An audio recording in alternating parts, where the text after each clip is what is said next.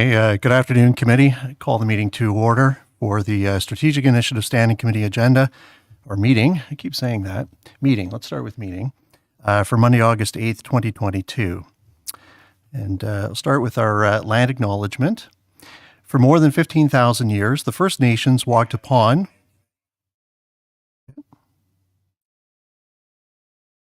and cared for the lands we now call home. Anishinaabek, Haudenosaunee, Ojibwe, and many others who were families, friends, and communities the way we are today. The town of Collingwood acknowledges the Lake Simcoe-Nottawasaga Treaty of 1818 and the relationship it establishes with the original inhabitants of Turtle Island. We acknowledge the reality of our shared history and the current contributions of Indigenous people within our community.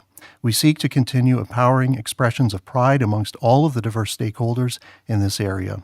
We seek to do better, and we continue to recognize, learn, and grow in friendship and community, nation to nation. With that, look for an adoption of the agenda. And we have several additions to today's meeting, and that would be that the content of the Strategic Initiative Standing Committee agenda for August 8th, 2022 be adopted as amended. 4.3, consent agenda item added. Sunvale Homes comments re the proposed water supply agreement with the town of New Tecumseh. 5.3, staff report added. T2022-08 Water Supply Agreement, Town of New Tecumseh. 5.4, staff report added. C2022-24 options, downtown Collingwood Gateway features. Could I have a mover and seconder for our agenda as amended? I've got Councillor Jeffrey, I've got Councillor Madigan. Any questions before I call the vote? Seeing none, those in favor, and it's carried unanimously. Thank you. Declarations of pecuniary interest, I'm aware of two. Councillor Madigan, go ahead. Thank you, Mayor Hall. I will be stepping away for 5.4, the Collingwood Gateway features, as I have a disqualifying interest as I own a business and operate it in the downtown, and money is involved with this. Thank you. Thank you, sir. And Councillor Carrier. Thank you, Your Worship. I have two. I'm asking under the consent agenda that 4.1 and 4.2 be voted on separately. That is a disqualifying interest for me under the Code of Conduct as the landowner. And I have had a long-standing friendship. That is the MZO for the Poplar Regional Health and Wellness Village. And then under item 5.2, I'm asking that the motion be severed because of July 18th at that council meeting. I had declared a pecuniary interest on that update with the fire service, as my company does cost recovery for the fire services to be used in personnel, ed campaigns, and capital purchases. Okay. And just for clarification, are you looking to step away for items 4.1, 4.2, even though they're being received? If they're pulled for comment, I could see, would that be? Thank you. I was unsure what that process was. If it's pulled, I mean, it certainly is a conflict. I filed the declaration last evening online. So I'm comfortable if they're only being received that you stay at the table, unless the clerk sees different, but I think we're okay in that respect. Thank you. Great, thanks. Seeing no other declarations at this time, if one does arise throughout the meeting, you know how to act accordingly. So with that we do segue into our consent agenda, which is item number 4, and the council herein receive the consent agenda. Further, that the information and opinions provided in the general consent agenda items are that of the authors and not verified or approved as being correct. 4.1, and there are multiple items here. Live, Work, Learn, Play, Poplar Regional Health and Wellness Village, MZO. It's an email, re the MZO, summary of changes to the revised MZO for the Poplar Regional Health and Wellness Village, the Poplar Regional Health and Wellness Village project review of summary of the public engagement and consultation records and revised zoning order, Poplar Regional Health and Wellness Village, the engagement summary report, revised MZO July 2022 redlined email, and then revised MZO July 2022, and that being the last item. 4.2, same item, different author, PeopleCare Communities, letter of support, Poplar Regional Health and Wellness Village, and this is a group out of the region of Waterloo area. And 4.3, Sunvale Homes comments RE proposed water supply agreement with Town of New Tecumseh, and their comments RE the water agreement. So at this time, I will look for a mover and seconder to simply receive these items. And again, I've got Councillor Jeffrey, I've got Councillor Berman. Any questions before I call to receive the items? Seeing none, I'll call the question. Those in the affirmative, and that's carried unanimously. Thank you. Would anyone like to pull an item for a question, clarification, comment? I've got two, so I'll go with Councillor Jeffrey, then Councillor Hamlin. The item you're looking for first? Thank you, Mayor Hall. Just simply 4.1 and 4.2, I assume they're going to be referred to, I'm just asking. Perfect, yep. They're going to be referred to the Thursday meeting, as that information will be important at that SIC meeting? Yes, that is correct. And my understanding was the intent of bringing them forward today was to allow public who are following this along the first opportunity to see, digest, but it could be part of the conversation on Thursday. Absolutely. Okay. Yeah. All right. Thank you. Yes, Councillor Hamlin. Yes, my comment and brief question is with respect to 4.3 Sunvale Homes. Okay, go ahead.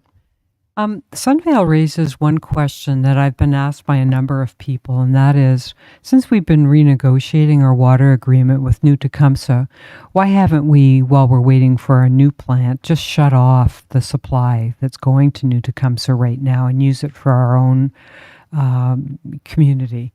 And I had thought the reason was that water that's going on a daily basis into Tecumseh is serving existing residents and businesses, which would make it difficult for us to just say to our neighbors, sorry, no more baths for you or drinking water. But I'm just wondering if staff could comment if there was any other reason that we haven't turned off the taps. Thank you. Sure. So I'll look to our CAO if she would be kind enough to provide comment or an answer, please.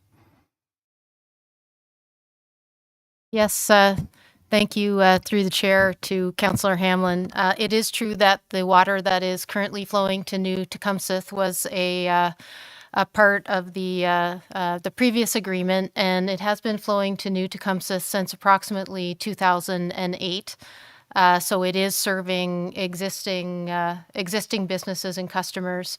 And we did have quite a long negotiation with New Tecumseh around what was the best course of action moving forward that would be beneficial for both communities, and what's allowed under the various contracts, and in the context of legal advice, also looked at some of the legal or ethical obligations and conclusions of ratcheting back that water. And ultimately, we have put forward, and you'll see in your packages, a proposal that involves continuing at that same level of water they've been receiving for 15 years or so now, and a win-win approach, we think, from the staff perspective. And I know there'll be wise thinking about that as you move forward to decision about what could happen after the plant expansion. I do know we've also done some of that in that conversation, and I think the treasurer could probably make comment on this, some work with New Tech around the restrictions that they in fact have been putting in place for growth in their municipality, if the chair would like to hear from the treasurer as well. That would be appreciated. Thank you. Treasurer Quinlan, go ahead. Welcome. Thank you, Mayor Hall, and through you to the councillor. So there are a few things, and I will echo what CAO Skinner has shared. The 9,500 cubic meters that the town of Collingwood provides to New Tech is indeed part of their system, and just means essentially that the water that we provide them is actually coming out of taps in their municipality. I think what's maybe also important to share is that their wells, so outside of the water that they receive from us, the other wells that they have are at maximum capacity as well. So it's not like they have this reserve of water that they're holding back either. I think maybe the most important piece to share is that they have only ever committed water now, and I'll get into a little explanation as well, prior to Collingwood putting an ICBL in place. and no longer commits water today. So although they may, they do continue to approve development as things go along, they assign it with a holding designation, which meaning with the understanding that they won't be able to fully develop until the new water treatment plant is available, since they don't have any other water source. That doesn't mean that they don't have any water available to them. They do have a small amount in reserve for infill properties only, but certainly the 9,500 we provide them is in their system and being used on a daily basis.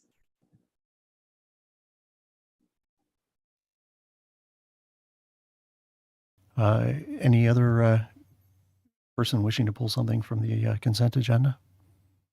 Okay.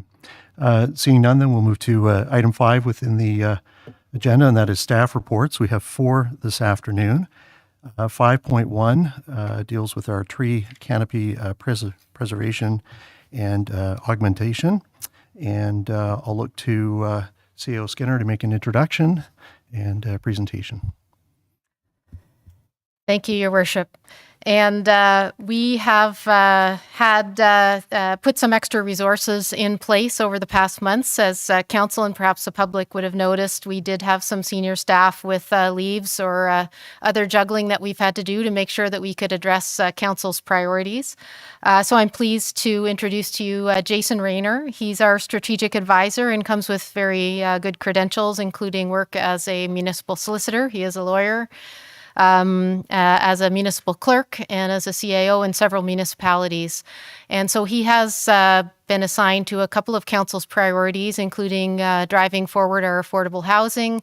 And also there had been quite a lot of priority put upon trees and what we have in place today to preserve trees.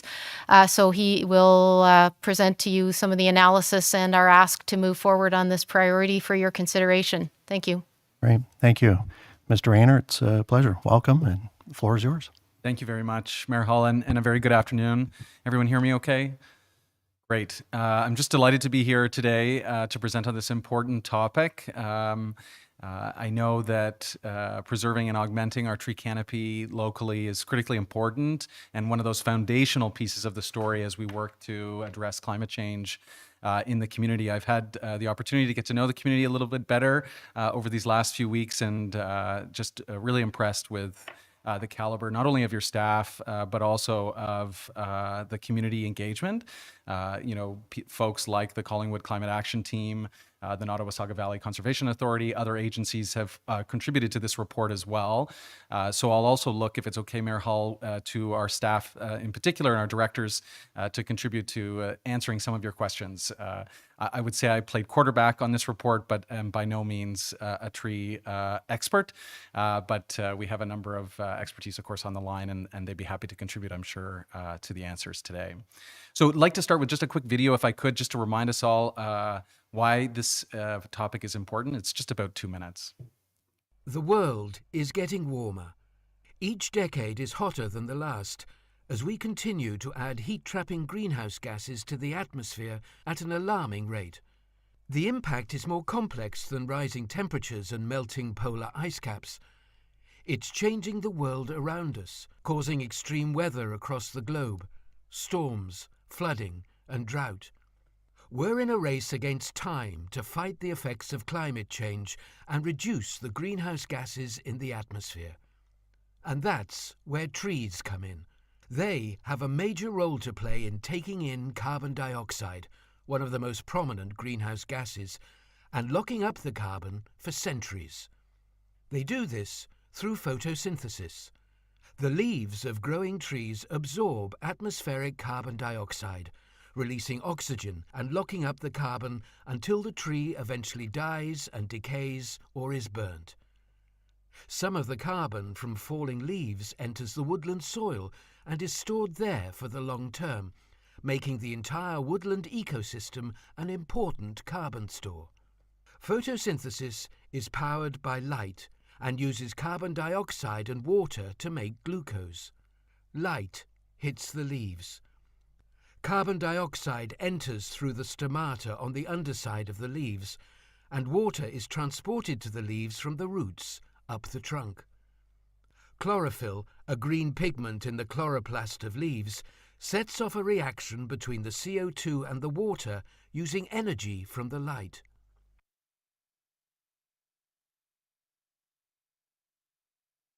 I didn't want to get too technical on an afternoon, on a Monday afternoon, but suffice it to say that, as we talked about, this is just a really important critical element and a foundational element to removing carbon in our atmosphere. And the benefits of the tree canopy are well known by this council. It's why you've directed as you have, and as we've set out in the staff report to refresh your memories. But the benefits go beyond just climate change benefits, of course, having a robust tree canopy. There are social and well-being benefits that I'm sure council is familiar with, but for the audience's benefit, this is a critical element, and we're learning more and more, I think, around the research of how trees benefit us from a social side perspective as well. Next lens. And we're also interested in, this was the Community Climate Action Team pointing this out, on the equity, looking at the tree canopy through an equity lens. So I appreciate this is Portland, Oregon in the US. I don't have the exact same image for Collingwood, but just to bring to the forefront the issue of equity around tree canopy and the distribution of greenery within our communities. Here in Portland, they show this very obvious and telling visual of smaller or a community that has a lower income versus a more affluent part of the community, and it's quite obvious the greenery disparity is significant, and this is something that I think as we learn more and more about the well-being benefits of trees, this equity lens, I think, becomes an even more critical one as we continue to assess the tree canopy and help it grow. Next slide, please. So as you're well aware, there are a number of planting programs underway, both facilitated by the Nottawasaga Valley Conservation Authority, and their contact information is there if you have a site or you know of a site or someone in the community knows of a site that might be appropriate for plantings, small plantings or large plantings. And then, of course, as a result of the very generous donation from Julie DiLorenzo, we have the Canopy program here at the town that will help subsidize plantings, as well as it's expanded this year, as you know, into pollinator gardens, which is fabulous. So Amanda helps quarterback that at the town, and her contact information is there. But beyond plantings, next slide, please. We have a current policy and regulatory framework that helps to address the tree canopy, at least the preservation side of it. And it starts, of course, with the County of Simcoe's bylaw that's really targeted at woodlands and large parcels, 1 hectare or larger, that has regulation there, and they have jurisdiction actually under the Municipal Act for that sort of take precedence there. And then we have a town bylaw, of course, as well, that's been in place since 2012, so it's almost 10 years old. That's for 1/2 hectare or larger, and you require a tree permit. And if you were able to take a look at that table in the report, that we haven't had a huge uptick of permits over the last number of years, or applications for that matter. A few more complaints around trees, but not in the hundreds by any stretch of the imagination. But I think the community is I think it's probably fair to say, is becoming more and more concerned about what's happening to trees on private property, and what's the appropriate threshold there for intervention by the town or bylaw enforcement. And we'll come to that a little bit more in a moment. We also have, of course, the Urban Design Manual that Council adopted, and that's really targeted at the development building side of the story. So when someone develops a site, what happens to the trees, what trees are required, that's set out in the Urban Design Manual. And there is also the Urban Forest Management Plan, which is really the town's, the public's caretaking of those trees that we have in the public realm. And that was adopted by Council, of course, as well, I think in February 2020. That talked about how we would manage the forest. Slide, please. Keeping track of our trees, so to speak, is a critical part of the story. And having data that's timely, and accurate is really part of the story moving forward, so that we can track this, particularly given the pace of growth that's coming and has already arrived in Collingwood, of course.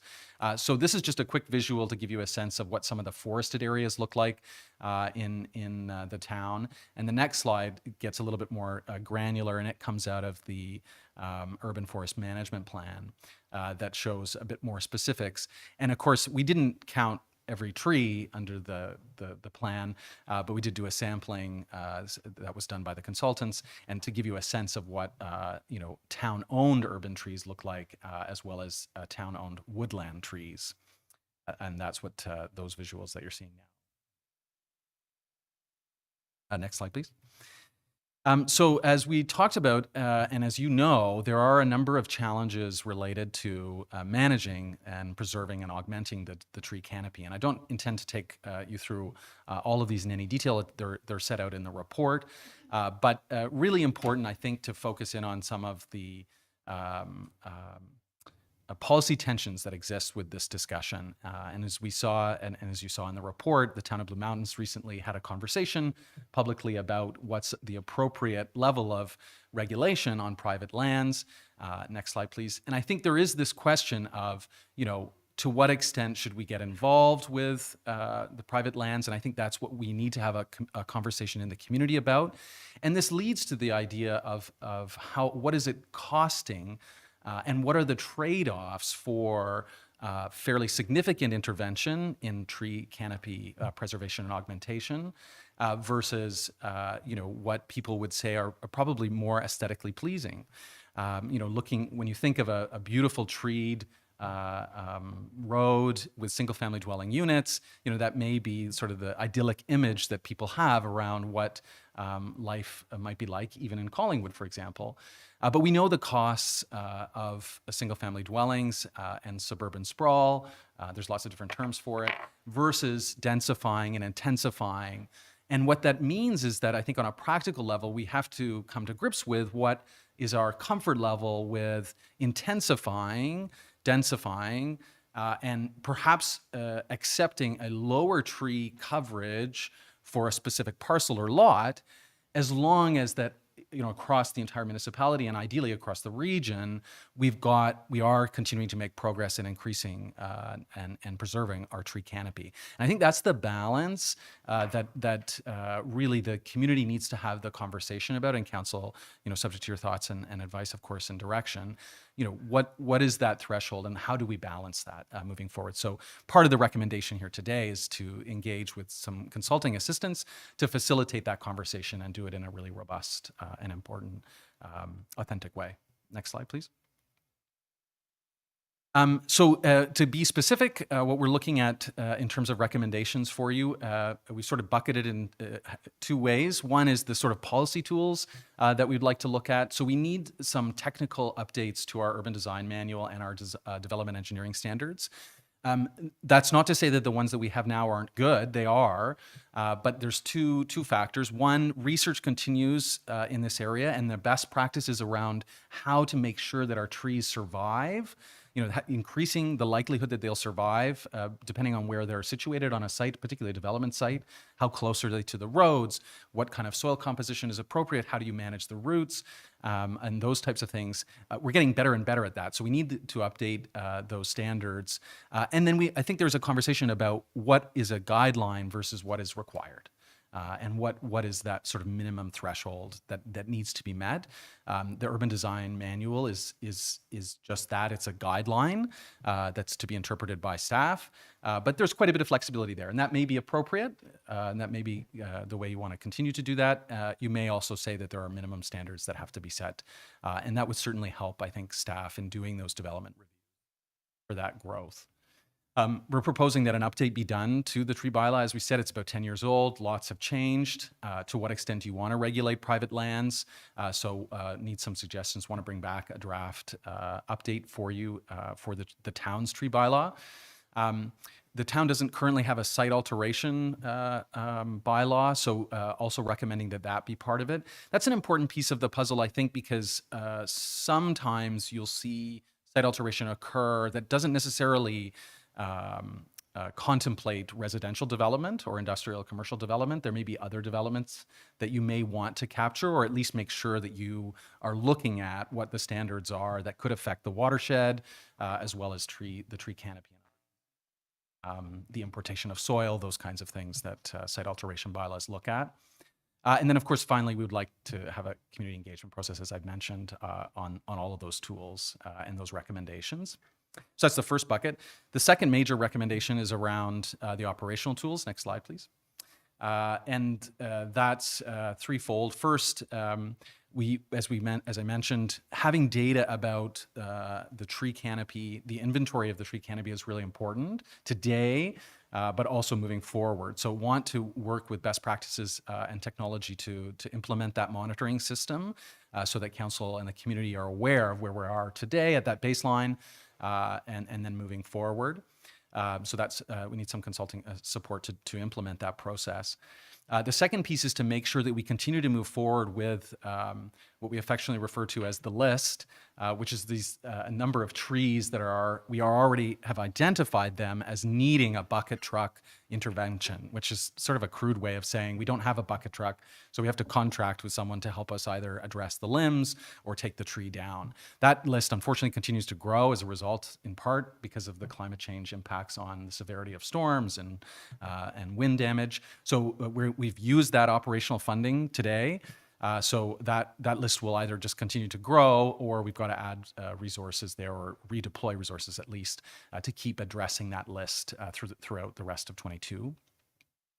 And then finally, it's administration's recommendation to bring forward the urban forestry unit as part of the 2023 budget deliberations. I know it's been in front of you before, and you have the awesome task of balancing all of the priorities that the community has, but just foreshadowing that administration is saying, if we really want to move the ball on tree canopy, we've got to be able to have some additional resources. So that proposal will come to you in the 2023 budget deliberations. Next slide, please. And that's it. Happy to take your questions, comments, and thank in advance my director, colleagues, and other staff who will help me answer these questions. Thank you, Mayor. Thank you, Mr. Raynor. Appreciate the presentation. I'll look to our clerk to see if there's anyone participating online that would like to offer comment specific to the staff report, and then we'll go to our audience in the gallery. Thank you, Your Worship. We do have a few attendees participating remotely. If you would like to address the Standing Committee regarding the staff report, please press the raise your hand feature. Nobody from our online gallery at this point that would like to speak. Okay. Is there anyone in the gallery that would like to offer comment specific to this report? Seeing none. I'll open it to committee. Anyone from around the table that has a question, comment they would like to offer? Councillor Madigan? Thank you very much, and thank you very much for this report. It comes quite timely at a moment when I'm getting questions from people that are on this list. So I have no problem with this being funded, but the information access for the people can sometimes make them grow a little bit frustrated just with the unknown. And some of these people don't regularly have access to the internet or don't use it. So effectively, as a great learning tool to educate our wonderful people on this list, is there any way to give them more of a precise timeline? Sometimes people feel like they've been on the list for 2.5 years. And I try to explain to them that maybe comes under the severity of another property, hence a huge limb falling. So anyways, that is my question. But this is something that maybe we need to look at. Thank you. Thanks, Mayor Hall, and great question, Councillor. And certainly, Manager Cole and Director Almas would be in a better position, perhaps, to answer specifically. But I think what I can say is that with if there is a commitment to the operating funds for the remainder of 22, we should be able to work plan that list with some certainty and clarity over the next few months. So we may not be able to get to everyone in terms of an expectation, but I think we can probably provide people that are within the window what the expectation will be, and certainly communicate to them why they are where they are on the list.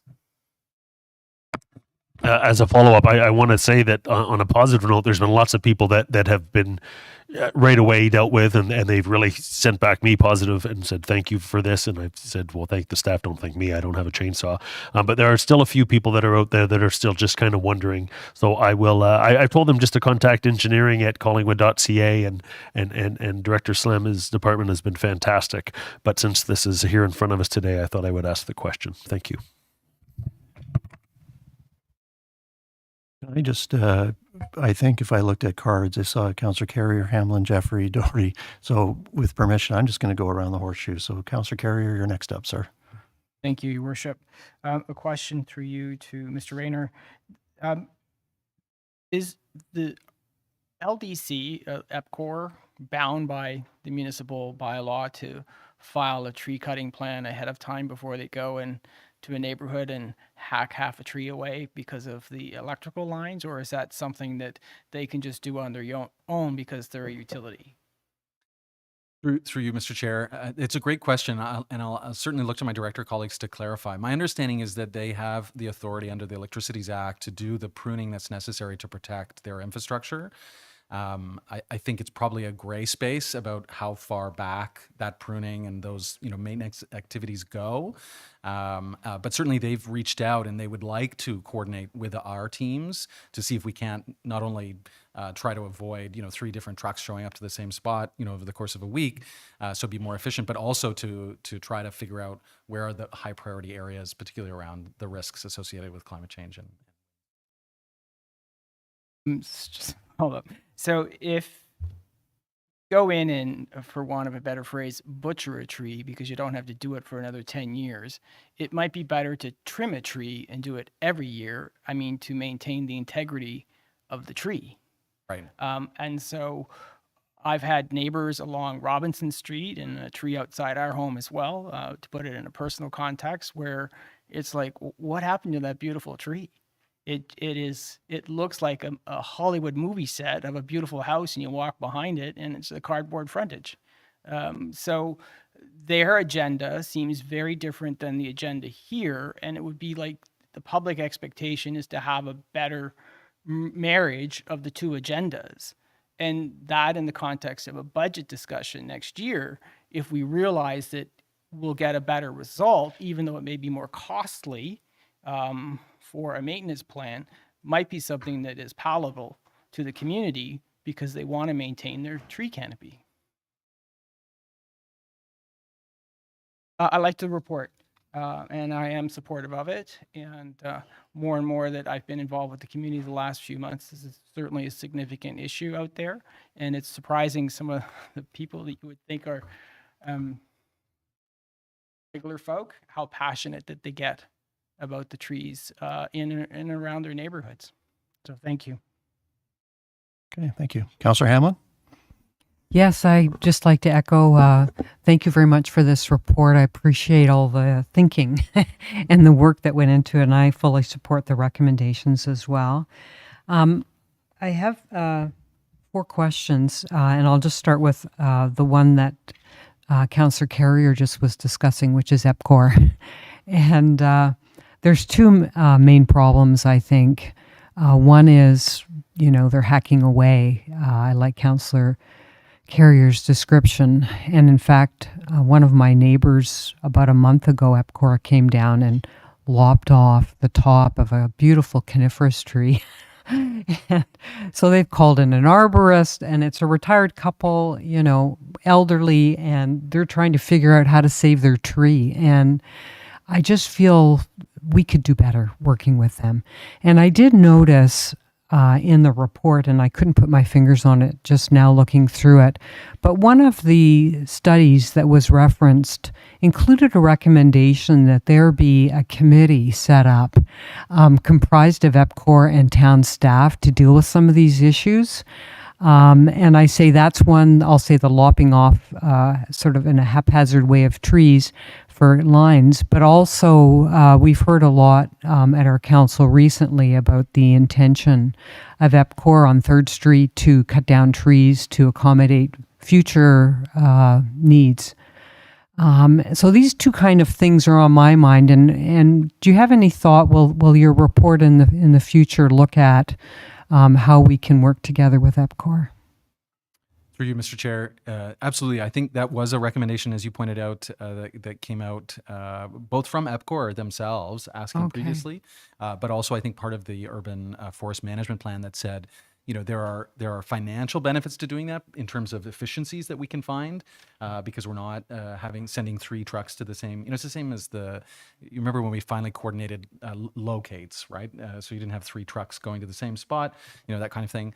So there's efficiencies there. But then I think you're also raising, Councillor, a good point in terms of the standards. And I think you said the same thing, Councillor. What is the standard for a tree removal versus, affecting, repair or maintenance, if I can put it that way, to the tree? So some coordination around that, I think, is probably really helpful and a good place for that collaborative utility town working group. Thank you. My second question is, where we hear the most concern is around development, and it's the development of, large projects, and also the development of, on a single lot, someone's expanding their house or they're tearing down their existing house and building a new one. We've typically not turned our minds in any kind of way to, in terms of site plan and trees and so on, for changes to single family homes. But this, as I say, seems to get as much attention as a whole tree forest coming down. Do you think, will this work that's going to be undertaken look at the single family situation as well? Yeah. Mr. Chair, absolutely. I think all scales of development are probably, rightly belong in and clarification for people doing those different scales of development. Because I think, the best practices for tree preservation and maintenance apply, whether you have a small site or a large site, in addition to how you're taking down the trees or moving them. So. Okay, and my third question was, you mentioned we may have to make choices between density and trees, and maybe trees would have to be, somewhere nearby, I'll put it. I just really wanted to make a comment that if there is an area that will be subject to more intense development, that we consider the use of the boulevards and also a boulevard in the center of a street, which can add to the beauty of the street and the neighborhood and provide a lot of shade and also traffic calming. So I just wanted to add that comment. And then my last question was, you do reference the official plan policies we have on tree preservation. I've started to look through our draft official plan that's been released, and I noticed that there's a lot of reports that have been made to council, and the master or the urban forest management plan is one where the recommendations haven't been adopted into the draft policies, and rather the draft official plan says, we should have a look at them when we're developing. And I will make my own comments in the fullness of time about all that. But I think just talking about trees, it would be so helpful if at the end of the day, when the report's being made, that recommendations as to changes to the official plan policy are also included. Because I find the years I've been sitting here, sometimes after our staff changes, people don't really understand what's in the reference documents or the guidelines or the master reports or whatever, and they sort of get lost. And of course, our development community is also not always keen to point them out because they cost, right? So I'll just leave that thought. Thanks so much again. Councillor Jaffrey? Thank you very much, Mr. Chair. So through you to Strategic Advisor Raynor. So thank you very much. I do appreciate the significant collaboration of the many staff to put the report together, and I'm very supportive of it. My questions through the chair to you, and probably on to Treasurer Quinlan, are more about the financing side. And there's one question that's continually coming up for me lately, and this is another one to add to my list, and it's the use of the reserves to achieve these priorities and what kind of impact that's going to put. Because I really think council needs to have, or committees, whatever format we're in, need to understand the impact we're having on the future decisions for councils ahead of us. So that was number one on the financing side. The other was, I assume the original funder, the FCM MSIP money that paid the $90,000 for the first, for the urban forest management master plan, I'm assuming we followed up. I'm not sure if that MSIP money is all gone, but that we would have followed up to see if there was more money to build on the master plan they had already funded. And I would just like to know for sure that we, through all of the climate change funding and green municipal funding, I'm really hoping that we search the coffers for the funding to use that ahead of chewing up our reserves. Because once we start, you can't typically get to those funds. So those are my two questions with respect to the funding aspect of the report. And then I do appreciate the fact that it is so much easier to retain and preserve than to plant more. And, you know, there you'll see the signs where for turtles, it takes 60 years to replace one turtle. I'm pretty sure it takes 15 to 20 years to get the beautiful trees that sometimes we have to take down back into place. So I think that we need to have the full discussion, which includes the retention and preservation versus just planting more. So those, thank you. Okay. Chairman, I'm happy to get started, and then certainly Treasurer Quinlan, I think, can provide some context. I'll just add two quick points. One is that I did speak to Ms. Hardy, who's our climate change specialist, about particularly flagging those opportunities moving forward anyways for anything to do with tree canopy. So we'll be making sure that we take advantage of those opportunities, because you're absolutely right. You know, the hope is there is some funding out there, and that would be first priority. And I think just to underscore your point about the benefits of mature trees, I understand from from Wendy, our manager of parks, that the math is something like 8 times the benefit. So a smaller tree versus a larger tree. And so I've seen the curve in the research that it looks sort of exponential, that, you know, the benefits of smaller trees versus larger trees, everything from shading to energy, you know, to oxygen and carbon sequestration. So you're absolutely right, for sure. Yeah. Thank you, Mr. Chair. So no, I appreciate those answers. And so with respect to the other part of the funding, maybe Treasurer Quinlan might rather address it under other business, because I have asked it with respect to other projects and not just specific to this, but it is a bigger concept. And if she would maybe like to comment under other business, if that works better for you, that would be great. We could do that if you like, Okay. sure. Yeah, thank you. Okay, thank you. Councillor Doherty. Thank you very much, Chair, and thank you very much, Mr. Raynor, for this report. I won't repeat some of the comments that have been made by my colleagues, but obviously I am very much in agreement. I'm so happy to see this report finally come forward to Council. It ticks off so many boxes for me as one person around the table. Not the least of which is it acknowledges that we have fallen behind and we do have some catching up to do. And although we have sort of, I won't say sat on our laurels, but we have been feeling, I think, comfortable that we weren't heading toward any kind of a crisis, because we were sitting at a canopy coverage of just under 32%. That calculation was done in 2018, and we have had any number of major greenfield developments go forward since that time, not including the loss of private trees on properties of less than half a hectare. So we have, you know, some making up to do. I'm also very pleased to see that you acknowledge that trees, as part of our climate change infrastructure have value as assets to this corporation. And while we may be investing some of our reserves to get ourselves back up to a more comfortable place, we are investing in assets that tend to increase in value over the years. Another item that I was very pleased to see was that we would be looking at our coverage calculator. There has been a great amount of discussion. We've been using the 30% estimated or projected coverage at maturity in our site control plans as we move forward with developments, but in fact, based on losses, based on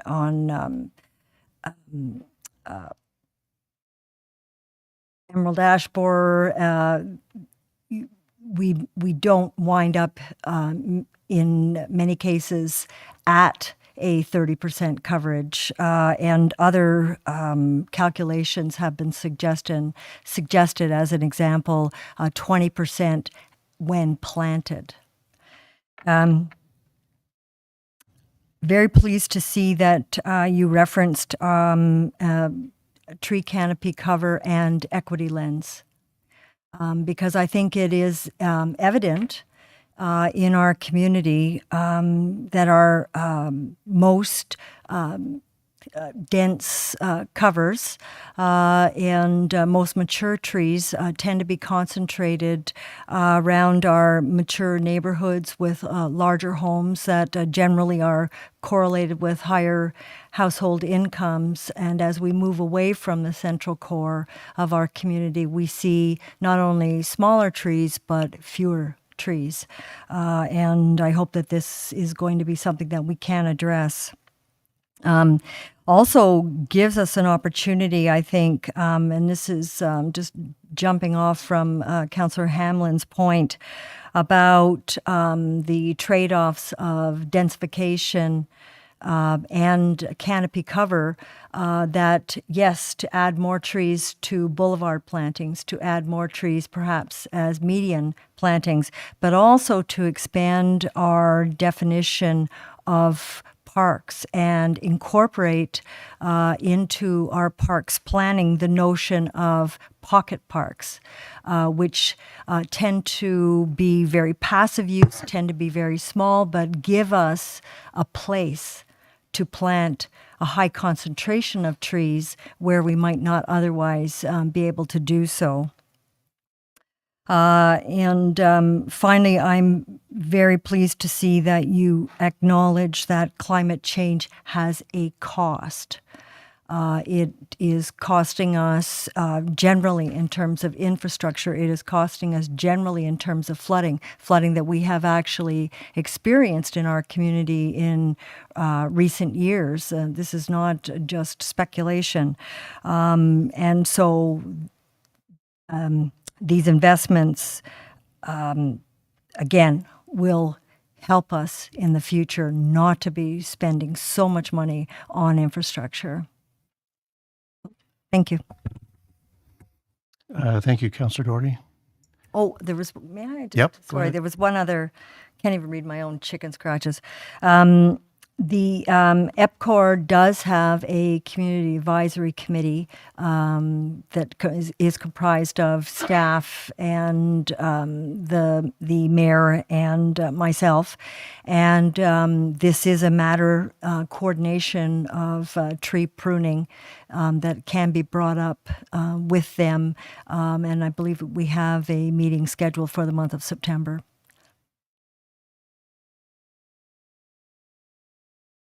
Okay, Thank you. thank you. Deputy Mayor McLeod. Thank you. And thank you, Strategic Advisor Raynor, for a comprehensive report, although I do end up with a few questions from it. I want to express my gratitude to Councillor Jeffrey for refreshing my memory and preventing you from having to answer the question about how much we paid for the original urban forest management report, which is appendiced to this report, which was $90,000. Can I ask you, in your completion of this report for us, how many of the suggestions contained within the urban forest management plan, which we received and accepted in February of 2020, have been implemented thus far? Through the chair. For you, Mr. Chair, to my knowledge, only one, which was to update the OP, which I would say is not complete but in progress based on the latest update. I would just add the asterisk that a number of the recommendations have been considered and have made their way through to budget deliberations, but have not been approved. And so we don't see the results that we were hoping for, I think, from that plan. Thank you. We are redoing the urban design manual as part of the official plan redo regardless. Is this correct? Correct. Thank you. Currently, and this is just a fact placeholder for me, are developments which are multi-home developments that are proposed in Collingwood allowed to clear cut without a building permit at this time? Through the chair.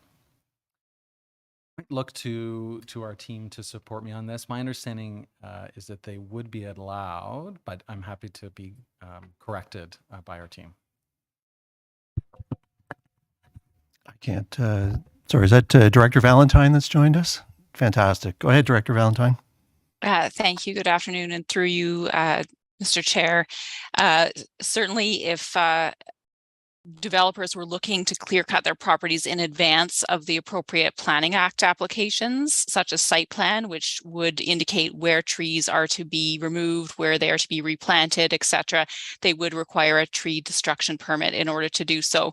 If they are waiting until after their planning permits are in place, then those permissions then would identify which trees are to be maintained and how the tree canopy is dealt with on the overall development project.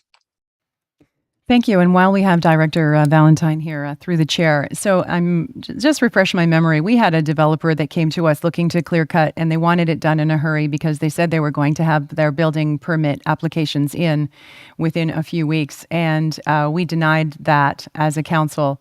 And then those building permits never did come in and have not yet. That's the case, yes? And I'm thinking particularly of Blue Fairways Phase 5. Director Valentine. Thank you, through you, Mr. Chair. So that the request for the tree cutting permit was before my tenure, but I do understand it did move forward to council and it was denied. And as this council is aware, also the site plan approval for Blue Fairways has not yet moved forward, and we have very explicit direction from this table to take into account the various comments that we've heard from the public, including tree canopy and tree preservation through that Planning Act application.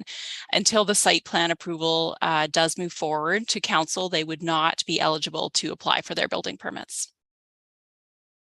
Thank you for clarifying those facts as I understood them as well. And through the chair to Strategic Advisor Raynor, contained within this report is discussion regarding 31 versus 38% tree canopy cover, depending on whether you're counting little wee trees or great big maples like I have in my backyard. That though wasn't yesterday. What are we estimating that the number is right now? Our goal is 30, and either way we're above that, or are we? Through the chair. I think it's a great point, Deputy Mayor, and I can't answer that, and I'm certainly happy to have other members of the team hazard a guess. But I think that's part of the reason why we're saying we need that inventory system. We need, whether it's an annual or, at least on a regular basis, we are doing that sampling. So we have really good data for you to make decisions. Thank you. Just a couple more.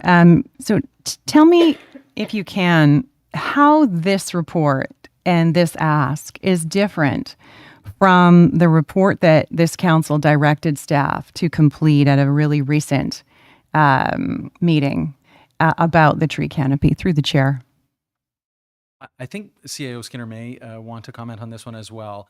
What I would offer is that because there is no forestry unit proper within the town administration, there are a number of different people and roles that are involved with managing the tree canopy today. So I think one of the advantages of this report is it pulls together what those operational needs are today, as at what's today, August 8th, or at least when the report was created, and then maps out where we got to go between now and the end of the year, ideally. But CAO Skinner may have some more comments on it. Go ahead, CEO Skinner. Thank you through the chair. Councillor McLeod, I am drawing a blank at the recent instruction with respect to the tree canopy. Could you just say a couple more words about that and then I could comment, please? Sure. That was the motion that was passed, I think, 2 weeks ago. Notice of motion was provided by Councillor Doherty a week before that or 2 weeks before that. And we voted to go ahead with a staff report on the tree canopy. Yep, please. Okay. Thank you very much. Through the chair, yes, that is incorporated in this work to date. And the way that staff had understood the motion was that Councillor Doherty provided some additional information about the things she suggested should be included in the scope of this work to provide more clarity to staff around what the work should include. And based on that vote, we have included those specifics in this the work that's outlined today. Thank you. Thank you. So to clarify, we're not going to be receiving that report. That report is this report. Yes, thank you. Thank you. And through the chair to Treasurer Quinlan, and I thank you if you're scrambling madly, Treasurer Quinlan, to go through your files at this moment, because I did give you a very short heads up that I would be asking this question. But this report contemplates spending $100,000 outside of the budget process. And we are currently in August. We passed the budget in December. Can you tell me how many other times through the course of this year that we have spent money outside of the budget process? And can you give me a rough estimate of how many dollars that is so far? Treasurer Quinlan. Thank you, Your Worship, and through you to Deputy Mayor McLeod. So, yeah, thank you for the heads up there. So I have been looking just to make sure I don't miss anything, but outside of this afternoon's request, I do have two. One is for the 5th Street construction that was occurring. And of course, I think maybe as committee might be aware or recall, it was adding to what the lowest tender amount was quite high in comparison to our budget amount. So that is one situation where I can recall or where I have listed, and that was an ask of just nearly $700,000.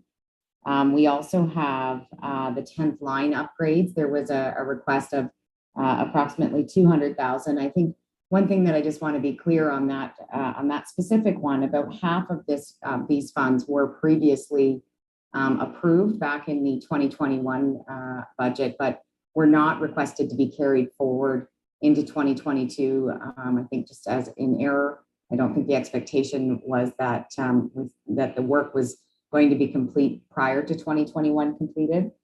And I think those are the two main ones I have right now outside of what's on the on SIC for today. So $900,000 in addition to the budget that we passed in December of 2021. Thank you. And perhaps the Director of Public Works could help me out with this one as well. And no, I didn't give her a heads up on this, and I do apologize because it just dawned on me during the course of the presentation. What's a bucket truck cost, Director Slama? If we were to buy our own rather than having to bring in these consultants periodically to do the work we require. Through the chair. Welcome, Director Slama. Thank you, Worship. Through yourself to Acting Deputy Mayor McLeod. Good question. I believe I'm going to say by my memory, it was in the neighborhood of $300,000 that we included in the budget last year. Super. Thank you. And that ask didn't make it through the budget, yes? That's correct. Thank you. Okay, great. I appreciate all of those. I'm very cognizant of spending money outside of the budget procedure, so I will be requesting that the chair sever these items so that we can vote on them separately. Thank you. Is there anyone else that would like to offer comment? I guess it would just be you and I, Councillor Berman. So, if I may, I'd just like to offer two very, very brief comments. And one is that I think that EPCOR has been identified, but I hope that in the context of conversation, all utilities are considered. And then the second is a very macro, and it's a holistic comment for perhaps the next council and for work for years to come. And that I think, and personal comment, one of the greatest failures of not only this community, but communities as a whole, is that we have allowed our education system, who is oftentimes the largest landowner, to not be or are not engaged as part of the process. And when we talk about, undercapacity or underutilized resources, I can think of Admiral Collingwood in my area, for example, that particularly outside of the school time is not used. And I think that for many who are my generation, perhaps or older, you will recall that schools were often used not only by municipalities for recreational programming, but the schools themselves, through volunteerism, oftentimes it was the local custodian that would operate rinks, those kinds of things. But I think that, if we're looking for areas from a plant, areas that we can plant, et cetera, it is identified only 3 times within the Canopy report. Or I shouldn't say the Canopy report, but the for Urban Forest Management Plan. But I hope that there can be that opportunity for conversation, because it is truly a canvas that is awaiting revitalization. And as schools look to rethink on how they maybe take advantage of outdoor space from an educational standpoint, we should be at the table with them talking about how we can be providing some of that canopy. Those would be my 2 comments. So other than thank you for the report, it's excellent. So with that, I'm going to read it in its entirety, and then I've got one indication that we'll be looking to separate it out, which I'm happy to do so, and go from there. That staff report CAO 2022-11 tree canopy preservation and augmentation next steps be received. The council received the August 2022 update from administration on tree canopy preservation and augmentation approach, and that council direct administration to retain consultants funded first from corporate contingency, 30,000, and then general reserve funds to complete the following work for presentation to the newly elected council at an estimated cost of a range between 75 to 100,000. And with that, 5 points. Number 1, undertake a targeted update to the Urban Design Manual and Development Engineering Standards and comprehensive update to the Tree Regulation Bylaw to enhance the protection, preservation, and augmentation of the tree canopy within the context of the town's Urban Forest Management Plan, including a gold standard jurisdictional scan for best management practices in effect in other municipalities. 2, draft a site alteration bylaw process updates. 3, facilitate a community consultation process regarding those implementation tools and process updates, including any other actions recommended. 4, make recommendations on the implementation resources required to administer the updated tools and processes. 5, implement an ongoing tree canopy inventory monitoring process. And that council approves an in-year additional expenditure of $75,000 to fund immediate tree maintenance and removal, and this amount be funded through the operating contingency fund reserve. And that council directs administration to present the request for an urban forestry unit, contract and/or partnership during the 2023 operating budget deliberations. And I will look for mover and seconder then. I have Councillor Doherty, we've got Councillor Jeffrey, and yes, you're looking to separate. Yes, please. Okay. And specifically, is there one or more that you would like? The first and that, including the 5 delineated items. Okay. So I'm going to look to my mover and seconder. I'm going to separate them out, but are the 2 of you good at moving both parts? I had asked for a mover and seconder for the whole thing, so okay, great. So we've asked, it has been asked that the table consider separating, which we'll do. So the first separation will be, we're going to vote Well, first of all, what I'm going to do actually is I'm going to ask that we vote to receive the report. Then I will ask that we take into consideration the first and that, which includes the 5 bullet points or 5 items listed, and then we'll vote on the balance if that's appropriate. Looking at, you've got to look, you're okay? Yes, we're including the first 2 that's for receipt. Next Yes, step. yeah. Yeah. Okay. That's not good with me, actually. I'd like the last 2 separated as well, please. Okay, I asked and you said 1, so Oh, we'll sorry do about it, that. no problem. Sorry. Okay. But you're good with my mover and seconder? Perfect. Okay. So the first item then I would appreciate is that staff report CAO 2022 tree canopy preservation augmentation next steps be received. Council receive the August 22 update from administration on the tree canopy preservation augmentation approach. Mover and seconder, all those in favor? Carried unanimously. We'll separate out the next item, which is the and that council direct administration. That includes the 5 items separated out. And I've got my mover and seconder. And yes? And I would like to propose an amendment. Okay, go ahead. So I would like to see these 5 items deferred to the 2023 budget. You have a seconder for your... Okay, I've got Councillor Madigan. Is there any question specific to the amendment? Yes, Councillor Hamlin? Thank you, Mr. Mayor.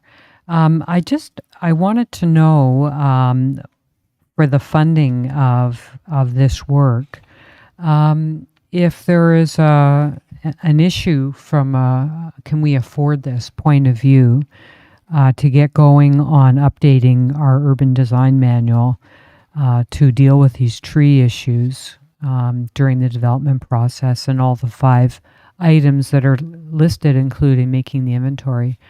Because I hadn't understood that this was a concern on the funding, and perhaps the treasurer could answer that. Thank you. CEO Skinner is either yourself or there she is. Great. Treasurer Quinlan, did you hear the question and can you respond? I'm sorry, I just caught the tail end, so I missed the first part of the question. My apologies. If Councillor Hamlin could repeat it for me, please. Sure. Yes, of course. I was just wondering the clause that we're dealing with now, which contemplates funding from the corporate contingency and then the general reserve funds. One's 30,000, the other 75 to 100. Can we afford that? Thank you. Yes, thank you, Your Worship, through you to Councillor Hamlin. I think overall from the corporate contingency fund that the amount is available in terms of the budgeted dollars that we had put in place for 2022. From a general reserve standpoint, I think I'll just bring us back to the presentation we received from our auditors on the 2021 financial statements, and where there is a standard sort of financial indicator that comes from the province to compare the amount of money we have in reserves and reserve funds versus our total operating expenses. And we are at about 114%, where the provincial low risk amount would be considered at 20%. So we're significantly well above what the expectation would be in terms of what our reserves hold. So I would feel comfortable with moving forward with using the general reserve. You know, that being said, I know there's lots of pressures this year with CPI and inflation increasing. So I think we'll be mindful of it and keep a close eye on it. But at this point, I think it's definitely funding that we can afford. Thank you very much. Okay, are there any other questions specific to the amendment? Okay, so I do have a mover and a seconder. Those who are in the affirmative to the amendment.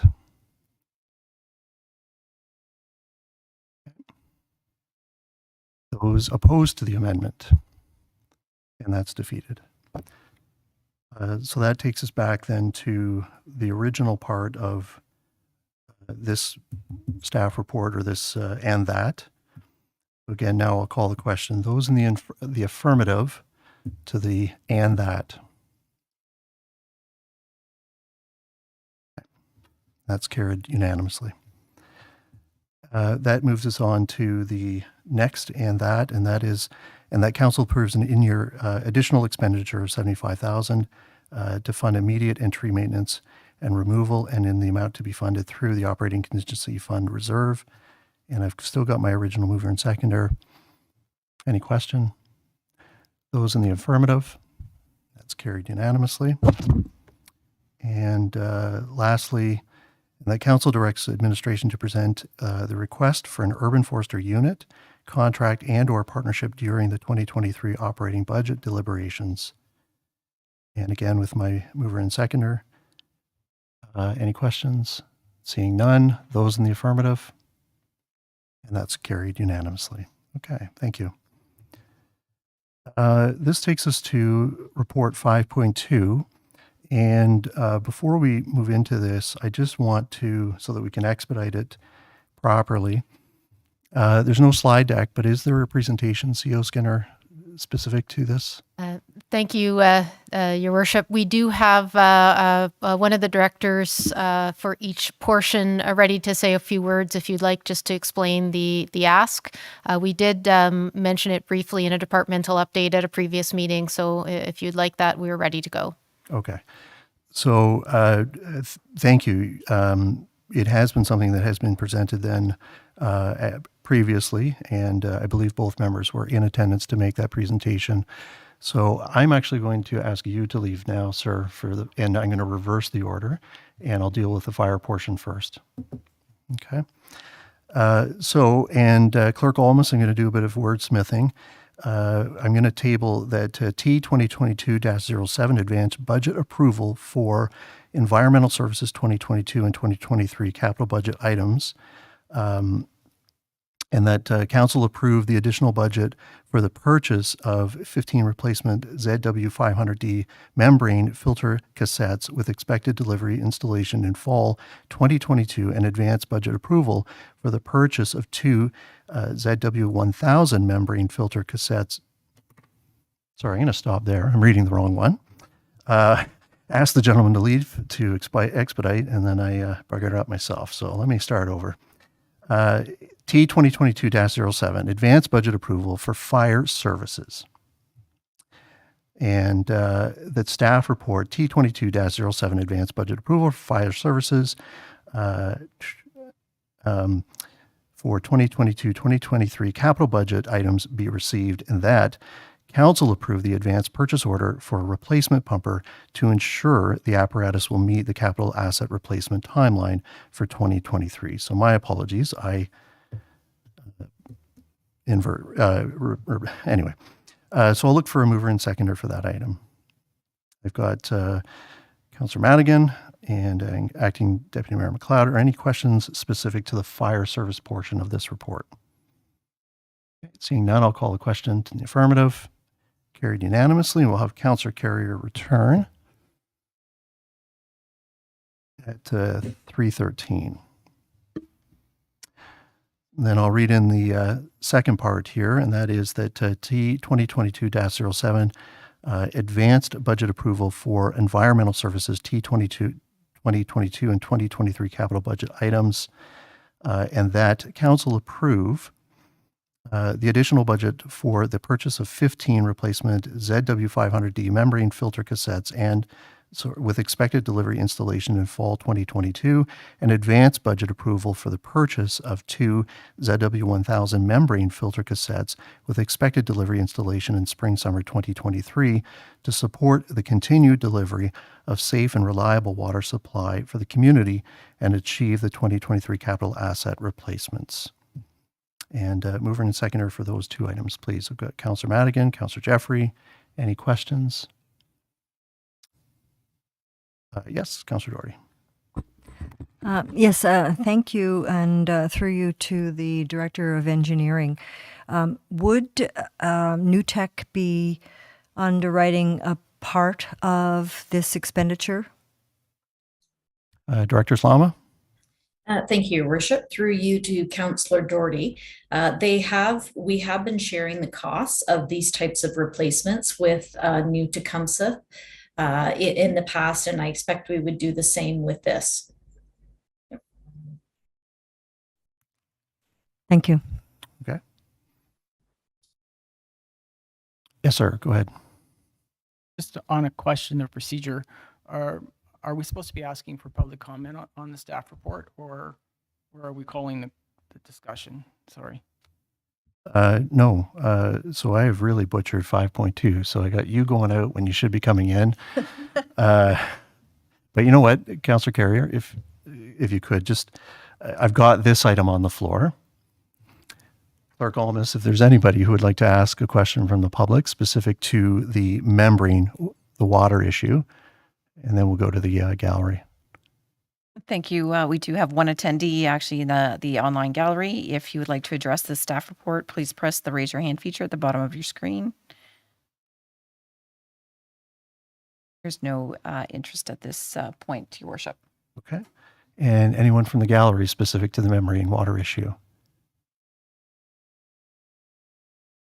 Okay, seeing none. So I'm going to call the question then specific to this item. I've got our mover and seconder. Those in the affirmative.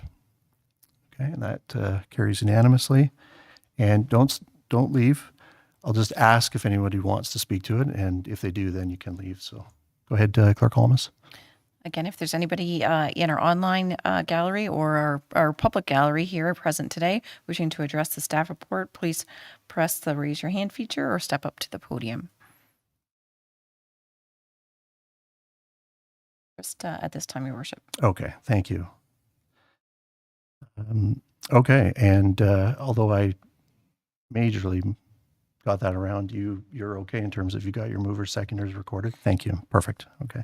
That takes us to 5.3. And I know I won't need a reminder as to whether there'll be public comment or not. I'm fully anticipating good discussion. So with that, this is item T 2022-08 Water Supply Agreement, Town of New Tecumseh. And I'll turn it over to our CAO first. Thank you, Your Worship. And I will turn it over to our treasurer, who has prepared a brief summary of the changes since the last time that this draft agreement was brought forward for committee or council and the public. So with your okay, I'll ask her to briefly run through the highlights at this time. Excellent. Thank you.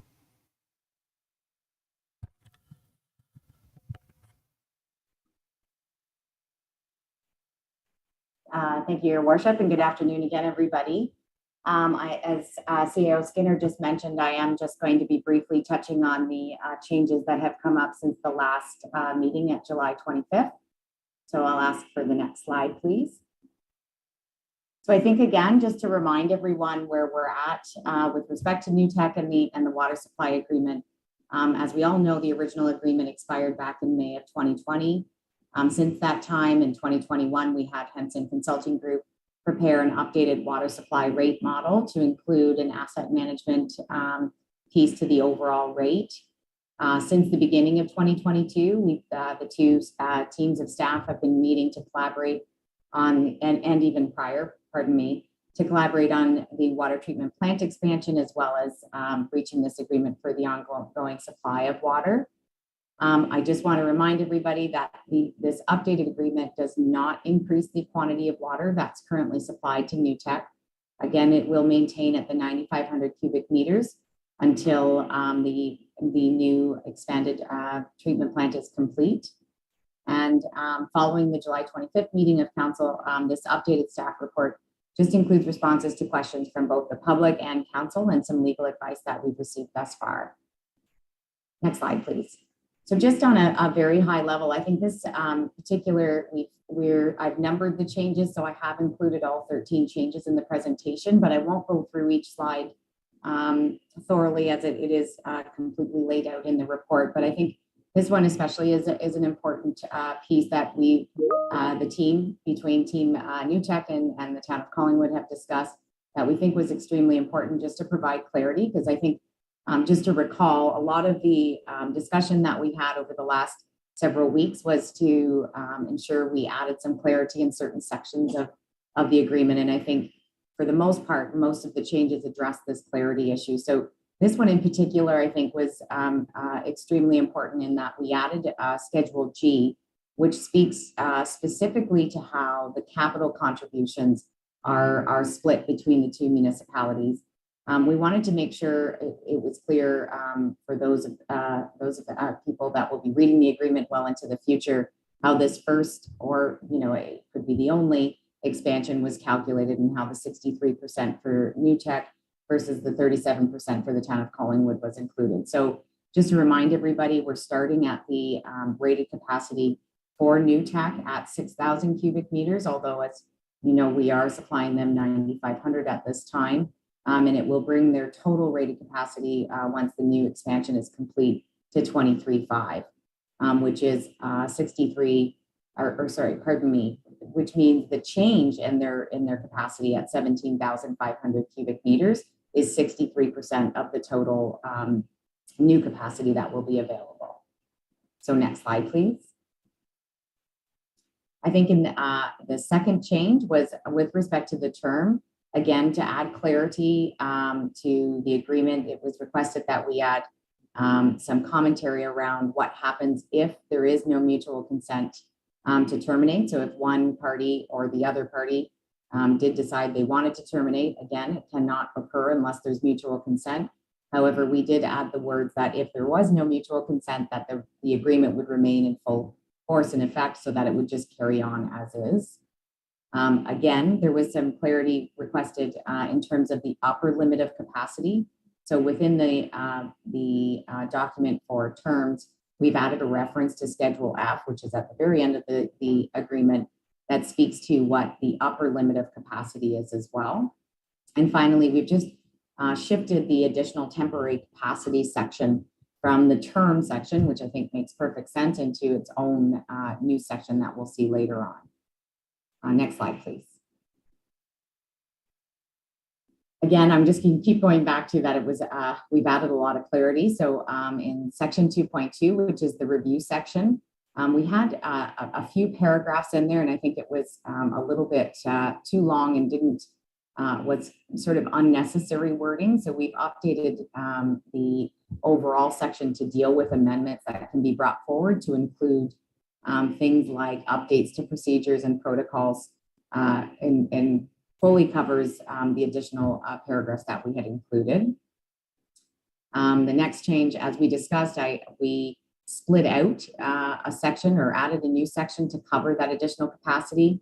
This is to cover temporary capacity from either municipality in terms of how long and what could happen prior to expansion, or I should say future expansion. And also where it goes beyond a temporary capacity situation, where capital costs would need to be recovered or replaced in terms of from one municipality to the other. Next section, or next slide, please. Sorry.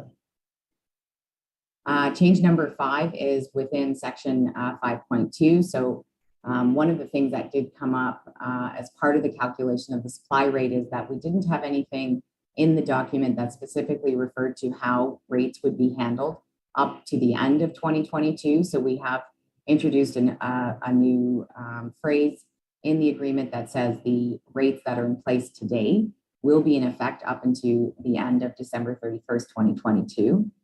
Additionally, there were some concerns brought forward that where there is a transition in place, so we do contemplate transitioning new rates on a go forward basis in the future.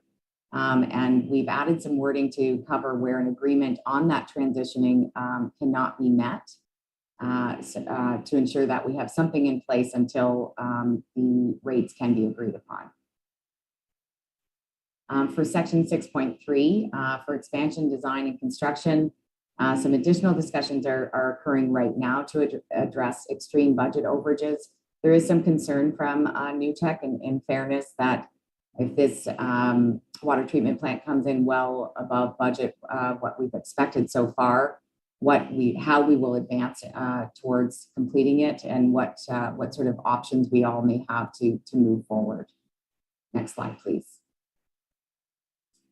Section 6.4 was updated just to clarify that upon substantial completion, that the security amount, which we have set at $1 million, we will still hold 50% of that security amount until the treatment plant is fully, providing water. Sorry, I couldn't think of the proper term. Change number 8 is just a section that was included from construction liens. And it just says essentially that the town of Collingwood is responsible to clear the liens. And again, we felt that that made sense since we are the principal on the contracts as well. Next slide, please. Section 7.1, the determination that future expansion is required. Again, one of the items that came up, and I think very wisely, is that we required some clarity on the point in time when expansion will be discussed.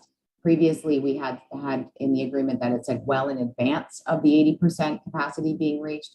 We have included a specific time frame. So at 75% of capacity of the current plant, that's the time we will start to discuss future expansion. And again, we have that reference back to Schedule F to take the maximum daily demand of 28,500 into consideration, even when we're speaking about future expansions. From change number 10 under section 7.4, this was a really simple one just to clean up that it had previously mentioned that it would be the same amount as what the security would be the same amount for a future expansion as it was for the current expansion. And we felt that it made more sense to negotiate that in the future rather than keep it at $1 million at this time. Next slide, please. Within section 8.1, this is where the 6.5 million is addressed, and the transfer of Collingwood's ownership in the 18.5% of the pipeline is discussed. There has been a little section that's added that just says that we, the town of Collingwood, will submit a letter back to the town of New Tecumseth, letting them know that they have fulfilled that requirement and that indeed the ownership interest has been transferred. For change number 12 under section 10.1 and 10.2, this is with respect to the Joint Water Committee and its representatives. We're still trying to finalize this section, including some discussion with New Tech around membership of it. So we haven't made any changes to that at this point. Next slide, please. I think this is the final one. So just with respect to liability and indemnity, both municipalities have collaborated to include whatever legal comments they've received on either side from our respective lawyers. We'd like to have one final review from both lawyers just to make sure that we've captured everything and that it makes us, that we're all comfortable with what is there today. So I think that wraps it up. So if there's any questions, Your Worship. Thank you, Treasurer Quinlan. So we will first look to Clerk Almus to see if there's anyone online that would like to offer comment, and then we'll go to our gallery. Thank you, Worship. Again, any attendees participating online, please press your raise your hand button if you wish to address the staff report. There are none at this time, Your Worship. Okay. And with that, we'll open it up to gallery. And if anybody in the gallery would like to offer comment, please come forward.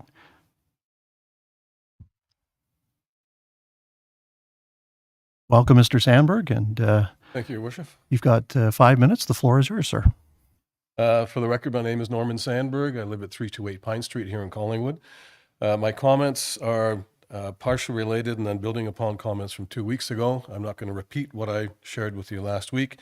And I do appreciate that staff did respond to some of my questions, but some of my questions still remain unanswered. So I will focus on those, and then I have a couple of new comments. The business plan for the agreement that hasn't been shared publicly, presumably the accurate valuation of the existing water filtration plant and its replacement cost would form a fundamental basis for the evaluation and calculation of the charges to New Tecumseh for its share of this asset. This is in reference, my apologies to staff, to Appendix B, the Hemson Consulting Report. While I understand the need to have the ongoing negotiations in private, As this is finalized, I would expect that the business plan would be shared with the public so that we do have the detail of what the agreement is. Secondly, with Article 4, the provision of water to New Tecumseh, again, I'm not going to repeat my previous comments, but I have not yet had a response to my question about how the calculation of reserve hydraulic capacity was calculated, and I have had some discussion with staff. I have to clearly state there's been an outreach, but that discussion and the answer is not completed yet. The new question I have related to this, though, is depending on how that calculation is arrived, unrelated specifically to this agreement, but are we potentially facing an interim control bylaw for the wastewater treatment plant? The Ontario Drinking Water Standards, Article 4.2, the last opportunity we had to discuss this, I was asking if there is sufficient protection for existing council and future members of council for personal liability as identified in the Safe Drinking Water Act if the water quality at the transfer point to New Tecumseh compromised. Where does that personal liability end, or perhaps it doesn't? But either way, I think an answer would be good on that. Article 9.1, the resale of water outside of the watershed boundaries. I know that staff did respond that the NVCA does not have jurisdiction on this matter. That was at the end of my question. It wasn't really the question. The fundamental question is, in today's heightened consideration for responsible environmental stewardship and climate change, should we really be facilitating or contemplating the facilitation of water sales outside of our southern Georgian Bay watershed to a downstream watershed? Schedule G, which the Treasurer Quinlan shared, I'm a little clearer on that. But still, I'm assuming then that the capital contribution being at the former calculated rate would be on the maximum day demand commitment to New Tecumseh. I don't know, I don't recall how the costs were apportioned in the previous agreement, but presumably it would be fair to both parties if the MDD was the basis for that calculation, because that's the basis of the plant expansion. The section 4.8, the additional capacity, which I believe is a new section, frankly, I really just don't understand how temporary capacity can be owned or given from one of the parties to the other when the plant capacity is determined on the maximum day demand. And to my understanding, that maximum day demand is based on a ministry-defined committed capacity. Once that capacity is given, it's given. If it's moved somewhere else, it's moved somewhere else. So it is applied to the new development or demand, not the previous. You can't just move it back and forth on an annual or a 2-annual basis. It is a commitment. And second last comment, Your Worship, the administration fee, that whole section, I find it confusing. Perhaps it's just because I'm not a financial wizard. My background is engineering.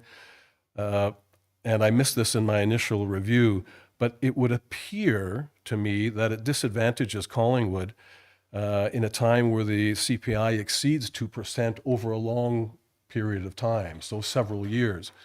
It's capped at one point it says a minimum of 0% and a maximum of 2%, and then there's a calculation that tries to smooth it out if it's less than 2% in 1 year and more than 2% in the next year. But if it exceeds 2% for a number of years, it would appear to me that this smoothing out leaves us with the burden of having that additional administrative cost until it's at a year where the CPI is less. And then my last comment, Your Worship, is just on a final observation. I know that staff and council have been working on this for 4 years, along with the town of New Tecumseh. There have been a lot of negotiations, a lot of consultants and lawyers involved with this. The public had its first opportunity to review the initial draft and provide comment as a comprehensive document. 2 weeks ago, I had the opportunity to review that document, the 4 years of work that you did over a weekend, and then provide comment at the Monday meeting. 2 weeks have passed since those comments have been received by you.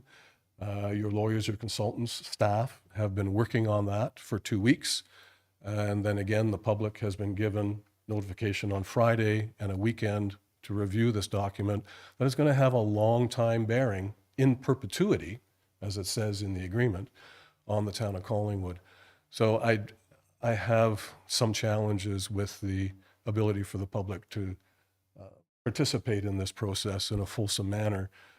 Even me, who has a great background in the initial agreement, I'm finding it very pressed to be able to provide fulsome comments on this. With that, Your Worship, I appreciate the opportunity to address council and the committee, and I look forward to your response. Okay. Thank you, Mr. Sandberg. CEO Skinner, would you like to have staff, are there questions that could be articulated and answered immediately, or would you prefer to have all comments made and have an opportunity to address them? There may be some overlap. Thank I'm happy you. with your latitude and direction.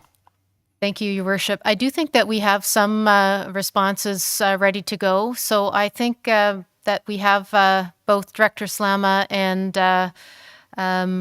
the Treasurer who can address several of the comments, and then I might be able to clear up any final ones, and we can identify if there's anything we need to return with in the future. Okay, wonderful.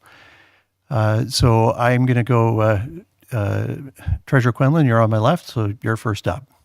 Okay, thank you, Your Worship, and through you to the public or to Mr. Sandberg. So I think I've got a few of most of what you've asked here. So I'm going to refer to the temporary capacity one because I think that's one that I can easily address.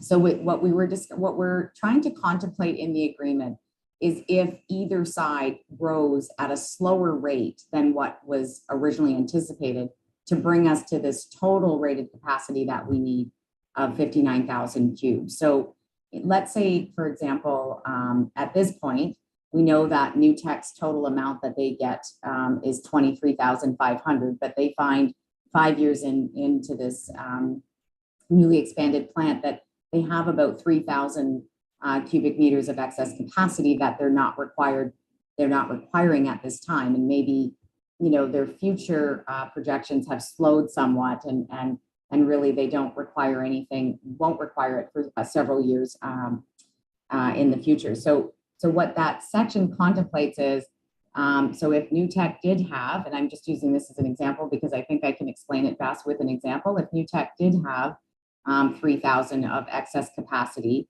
and let's say, for example, the town of Collingwood was nearing to the end of their total capacity, that we could share, or we would essentially take over that capacity for a limited amount of time.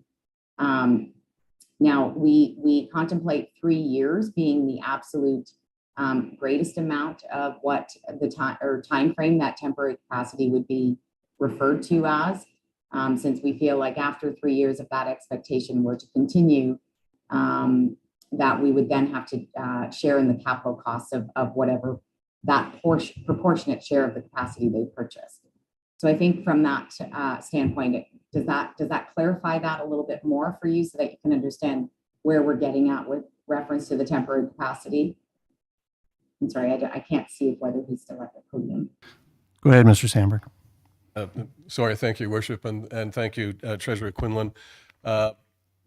In my understanding, and I'll defer to you, I've been away from this for a few years. Once maximum day demand is committed, then it's committed. So if it's returned to Collingwood on a temporary basis, it's committed to the Collingwood demand, and then it's not available subject to a plant expansion. So I'm looking up at the screen here, and I don't know where I'm to be looking. No, that's okay. I'm not looking up to the heavens. So if Your Worship, if I commit to you that I'm going to give you a liter of water a day in perpetuity, and you only need 750 liters right now, if I take the 250 liters because I need it, then it's mine. And I'm going to use it. And because there's only a liter in total, you don't have that 250 milliliters to play with. That's my oversimplistic understanding of this. So I don't see the temporary use until there's a plant expansion. Sorry, Treasurer Quinlan?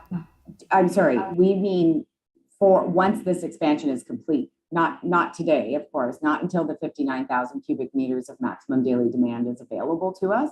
So I think the important distinction is, albeit right now we're splitting that 59,000, and I see Director Slama has her hand up too, so I'm going to let her punch in here in a second. But in this situation where they, meaning New Tech, has 23.5 of the total 59,000 cubes, we have committed that, or they have purchased that capacity. What we're saying is that we will, where there is excess capacity, they are willing to sell it off, or we are willing to sell it off, because we have not met that, what we thought was going to be the future demand. Now, that when there is an important distinction in terms of commitment. So as long as they have not committed that elsewhere in their facility. So it's not like, I guess what I'm trying to explain is that it's not as if their full 23,500 worth of capacity is committed to their future developments or things along those lines. Only in this case, when we talk about it, we're referring to where they have an excess for either a certain period of time or maybe forever. And that will at least prevent us from putting a future expansion in place until it's actually necessary. So let's say, for example, again, I'll go back to that same example. They have 3,000 cubic meters of which they're not using, and we're not sending down to New Tech. We wouldn't want to advance the next future expansion if that 3,000, it wasn't really required by New Tech, let's say for the next 3 to 5 years. So it may slow when that future expansion is required. So I'm going to let Director Slama plug in here. So hopefully I haven't misrepresented it, but I just through your worship to Treasurer Quinlan, that does clarify my question. So if Director Slama would like to add, then fine, but it does address the concern that I have. Okay. Director Slama, if you have something to add, great. But there were some other questions that could potentially be addressed by both of you if you want to move on. I do have one quick thing to add, Your Worship, which is just like the intention of this clause was to provide some flexibility, as Treasurer Quinlan explained, and also to we're already in a situation where we lent our capacity to New Tecumseth, and as Mr. Sandberg had indicated, right, in lending that capacity, New Tecumseth allocated it to their own development. So, you know, we're not in a position to ask for any of that capacity back. So this is a clause that helps both parties say, okay, if we get into that kind of situation again, temporary there will become a point where temporary needs to become permanent, and there must be some acknowledgement of the capital costs associated with that. But it does provide a little bit of flexibility, especially in particular as we're looking to the next expansion and like what are the needs? Can there be a bit of temporary borrowing that just puts off an expansion for a little bit of time? Thank you. Great. Can I stay here? You're welcome to. If there were additional questions, did either of you want to provide clarity at this point? Go ahead, Treasurer Quinlan. I can carry on, and maybe Director Slama, there's a few that I think are directed directly to her. So I've said directed several times there, but so we'll talk about the admin fee as well. And I do appreciate Mr. Sandberg's comments that yes, what we're referencing essentially is that the 2% will be maintained on a high level in terms of, so that there is a cap. And now, while I can understand where, you know, we would think, well, that's not really fair in terms of, especially today, considering the way inflation has gone. But I think what really is that admin fee is about is to cover the potential risks that are inherent sort of in the town of Collingwood maintaining and operating that water treatment plant. The annual supply rate that has been calculated essentially covers all costs with respect to the treatment of the water that's provided to New Tech. So this additional admin fee was more about the potential risks that are inherent in that sort of operation of the water treatment plant. And I'll also say that we have set the maximum amount at $400,000 per year. Now will take several years for us to get up to that amount, but on average, we'll be receiving about $330,000 in additional revenue to the town.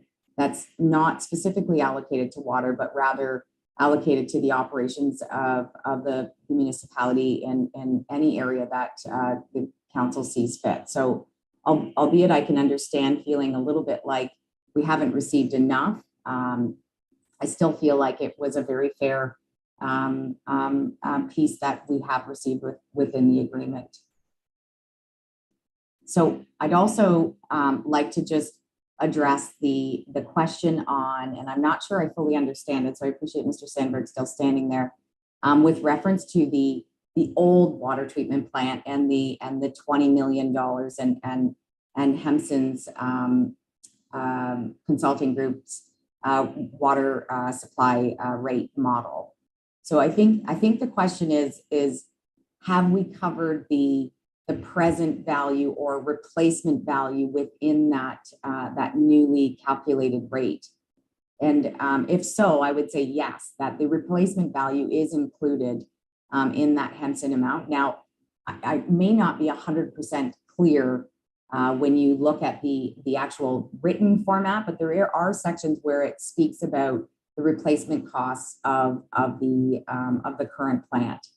Now, again, this rate that we currently have will only be in place up until 2026, which is when the new plant will come into place, or will be hopefully will be operational at that point, and a new model will be established to ensure that we capture the new plant's costs and the new flow that's associated with that plant. So this specific amount is referring back to history for sure, and includes what we think the replacement costs are. Again, they use a model up to 2021, but it's important to just note that once the new plant is in place, well, likely slightly prior to it being fully commissioned, we will issue a new water rate model, or at least review a water rate model to understand what the new fees or what the rates should be. I don't know if that answers your question specifically on that one.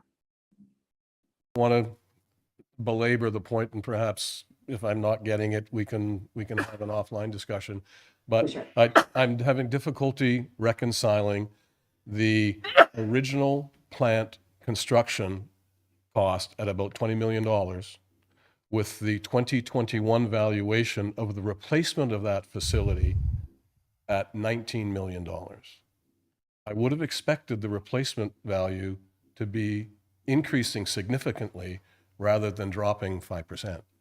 So that's the challenge that I have. And then if the new Tecumseh payment on the asset that it is using, the capital asset that it is using, is based on the replacement value, it seems to be less than the original cost. And with 20 years of inflation, I have difficulty in reconciling that in my mind.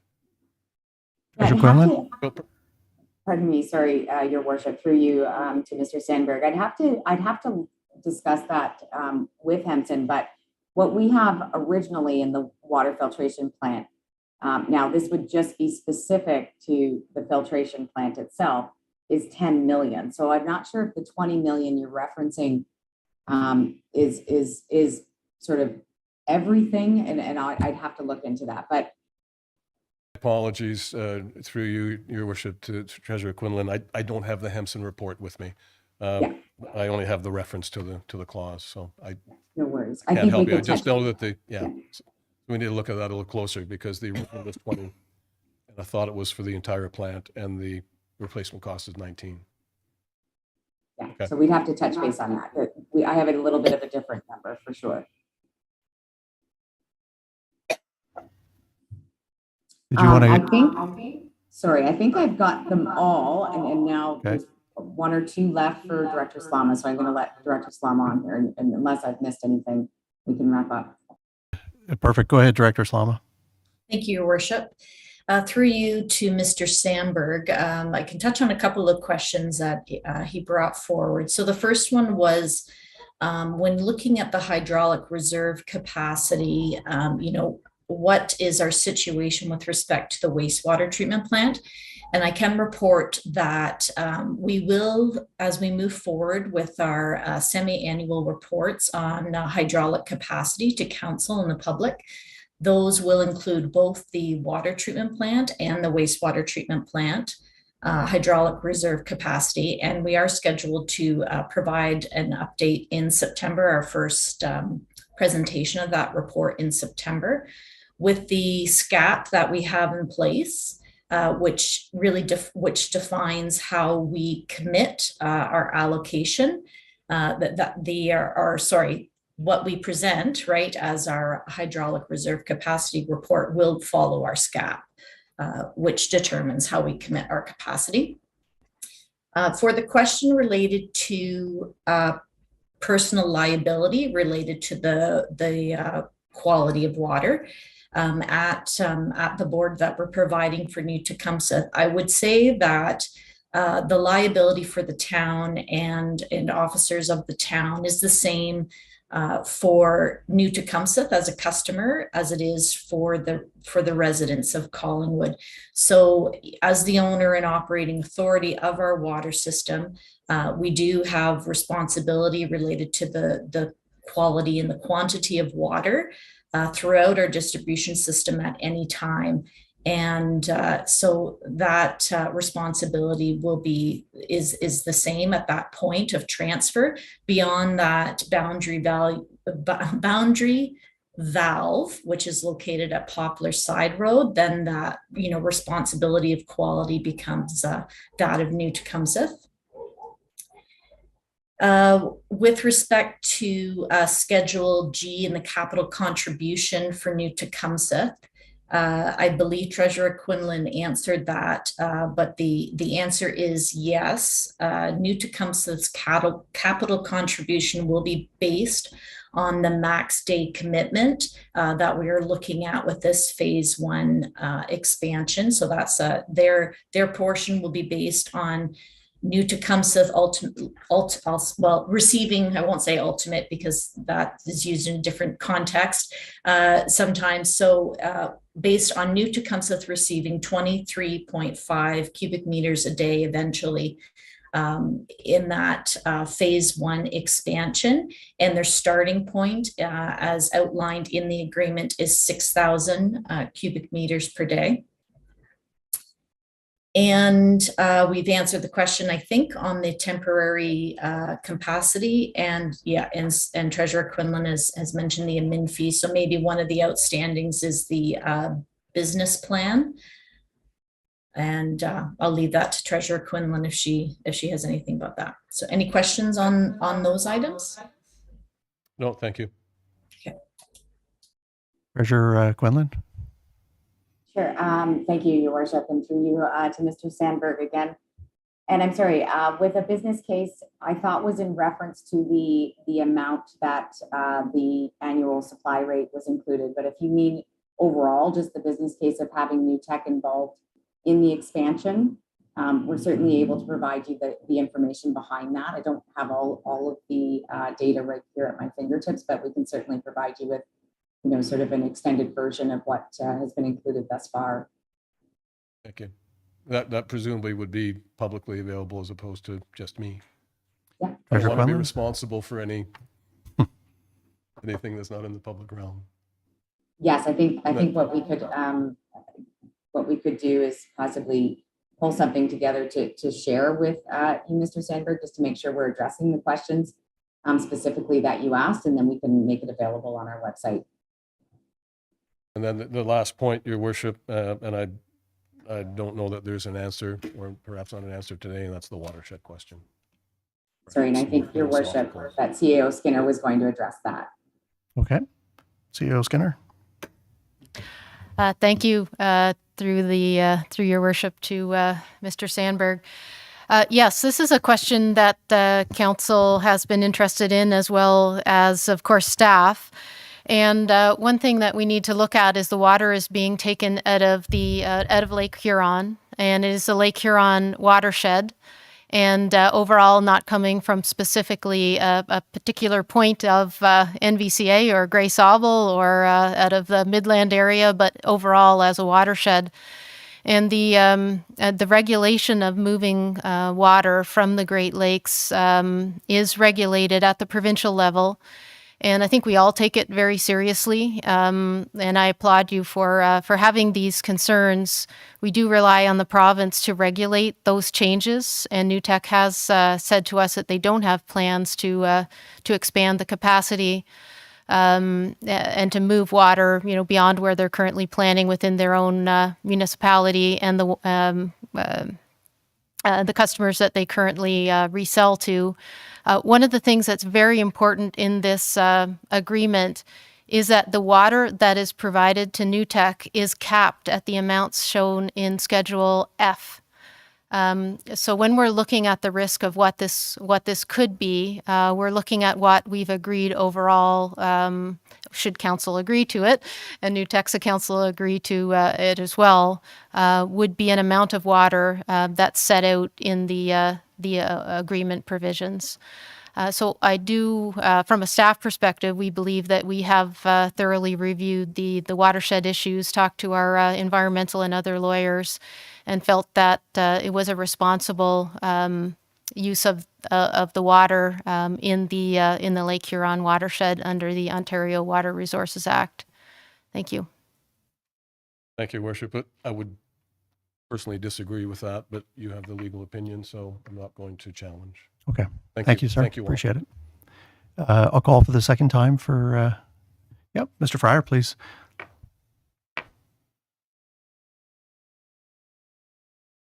Welcome, Mr. Fryer. Tim Fryer, 75 Georgia Manor Drive. Thank you, Mayor Hull. Members of council, I appreciate this opportunity to address you. I have edited madly as this discussion has gone on, and I'm hoping for not having repetitive, but I'll apologize in advance because there's been quite a bit discussed already. It became part of extensive and, in my opinion, well underway discussions of renewed agreement in 2014 when I became a board member of the Collingwood Public Utilities. Then joining CAO Brown, Mayor Cooper, former Water Operations Manager Terry Hockley, and former Mayor Garbett, who was then chair. It is hard to fathom how now, almost 8 years later, just 10 days before this council will be in lame duck status, the public input process of identifying the final terms of a new 10-year with 10-year extensions agreement is where it is at. For some additional clarity to what is outlined in the staff report, I would note that back in 1998, because municipal water ratepayers, who had been paying all the costs of the municipal water system from the outset in 1908, were going to have to pay for the cost of the unexpected Ray Barker filtration plant investment. Even after former MPP Jim Wilson's secured $10 million of grant funds, there was still about $11 to $12 million of ratepayer debt repayment that was going to be put into rates. That meant a substantial increase would be required. The resulting rates would be near to the highest in Ontario. Since the plant had been built to 20 to 30 year capacity, only about a half of it would be used at the outset to supply Collingwood ratepayers. An opportunity presented itself when NewTek expressed interest to consider sourcing water from Collingwood rather than Lake Simcoe, and during their own upgrade environmental process. Based on projections at the time, their requirements basically would, the protection cost of potable water could be cut in half, roughly, and in addition, there could be millions of dollars of reduced debt cost. An additional opportunity was to fund the purchase of the railway corridor for Collingwood's use in creating the Barrie-Collingwood Railway. The other opportunity that both councils deemed to be very real possibility was extensive third-party sales. These would help reduce production costs further and have a sharing of sales revenue. I provide this historic perspective because the negotiations in 2014 were centered around the needs of a portion of Bradford that would be within the watershed. There had been a couple of small third-party connections before that, but nowhere near the size of Bradford's requirement. Successful negotiations could have changed the expansion requirements of Collingwood's plant, and a new build likely would have been completed by now. Importantly, too, there would be sharing of sales revenue. I know some of this is projection, but what isn't is that after the dissolution decision and negotiations halted, I am not aware of any serious discussions with any other third party since then. Yet here we are considering a massive capacity increase, substantially because of Nutec's needs, both for their own extensive municipal growth and possibly selling to others, it appears, without any sharing arrangements at all, as far as I can tell, or terms about the future boundary changes. That's just one determination I've tried to make through previous questioning and now reviewing the updated staff report that was issued 3 days ago. The report and the presentation today, in my opinion, it doesn't appear to address all the questions that have been asked. My only new question today, here and now, is what happens if council doesn't agree to sign this agreement by next Thursday?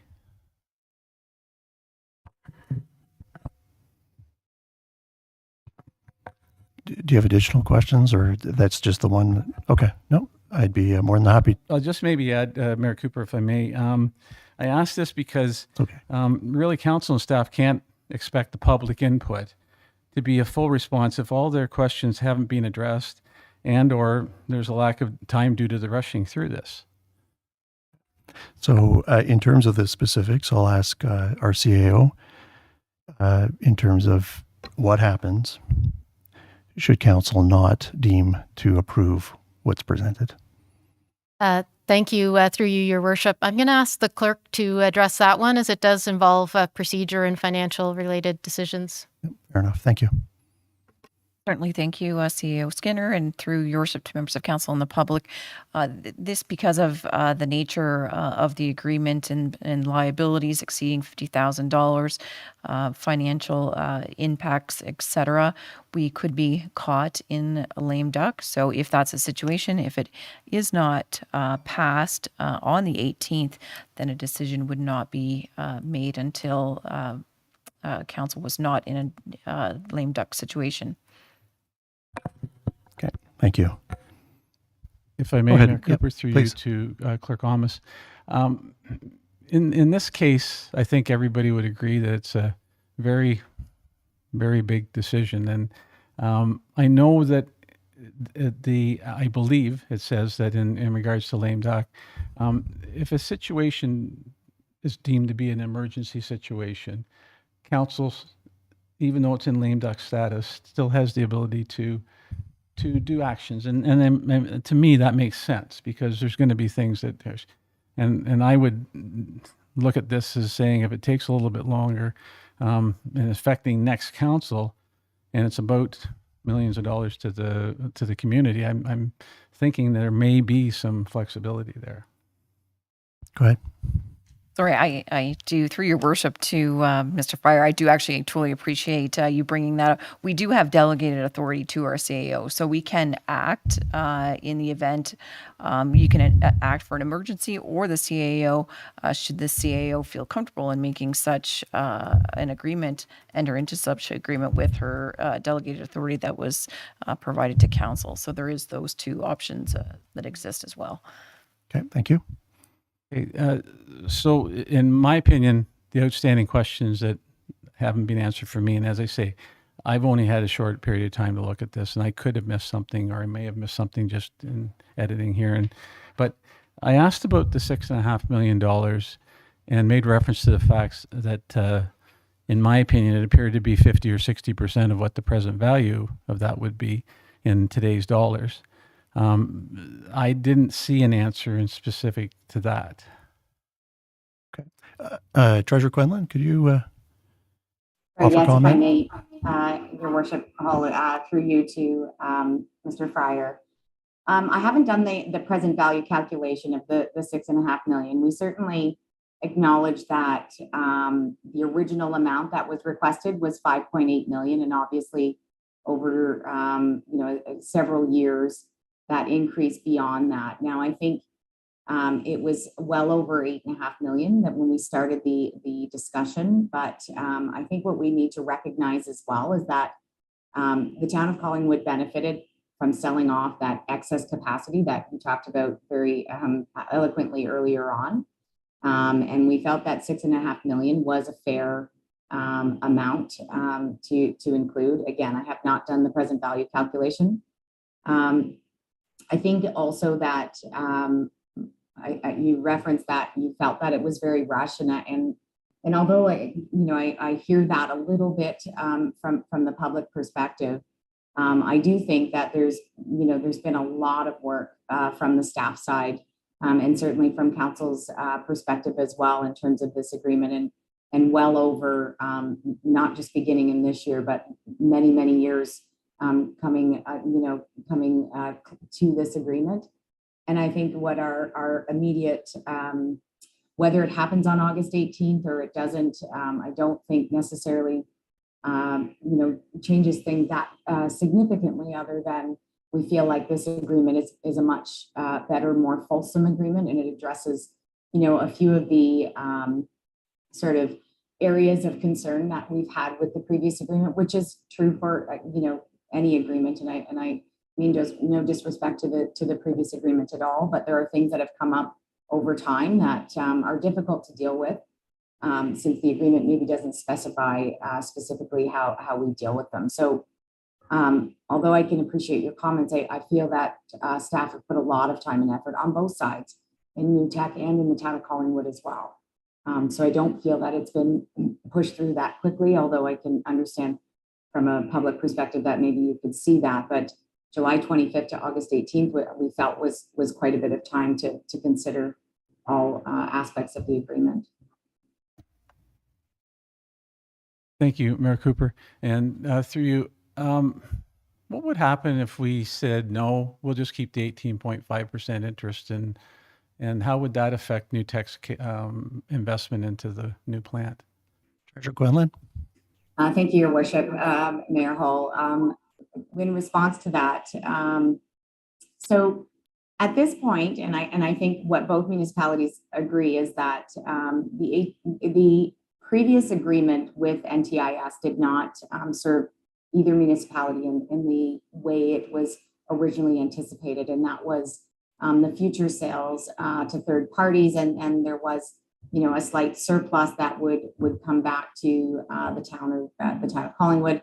I think there was a little bit also that would end up in New Tecumseth, but the way that was designed didn't actually work for either municipality, largely because I suppose that the third party sales didn't come to fruition as they had anticipated. At this point, if we kept the 18.5%, to be perfectly frank, the only amount that we could see carrying on is the 5% transmission on anything that goes outside of New Tech, or 5 cents in transmission fees that goes outside of New Tech. So any sales outside of New Tech would be added to that nickel, would be added, and that's what town of Collingwood would receive. I'd have to look at the old agreement again. It's been a while since we've gone through that, all of the information in that, but I could go back and add it. But essentially, the only thing that the 18.5% provided to us over the last 10 to 15 years was about $90,000, which New Tech did provide us a check for just recently to cover off that amount.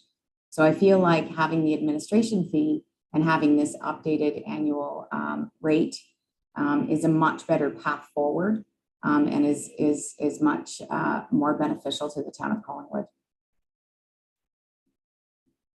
Again, through you, Mayor Hull. I think it's important that we make sure the public understand that the 18.5% was never a legal liability situation for the town of Collingwood. I believe it was the Deloitte Touche report that the province had done that that definitely identified that Collingwood had no liability in regards to the line.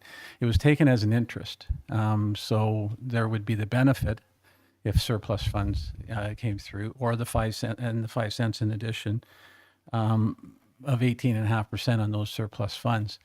I'd like to get a little more clarity in a response into my answer for my answer, or my question, of what would happen if you didn't take the 6.5 and that gave them 6,000 as a base amount at the start of the calculation for cost overall. But I recognize that in the interest of time, we wouldn't try to answer that right now. So I'd leave that with the staff. The other key question that I'd asked was, I saw the reference to 63%, and 120 million, 63% is $75.6 million. But I also saw the reference that New Tech's portion of cost was $71 million. So I was asking, how is there that difference? So if I may, Your Worship, and I think please. Director Slama can help as well, but I don't know if you recall, Mr. Fryer, but there was a report brought forward by Director Slama, I want to say back in March, and I'm happy to provide you with the document as well, that shows the total cost of the water treatment plant, and there are a few items that Collingwood directly benefits from. It's only for the town of Collingwood's use, and those have been split out of the overall costs. And not assigned to something that would be shared with New Tecumseth, but happy to share that information with you for sure. Thank you. Okay, I'll look for that information from the treasurer. Thank you.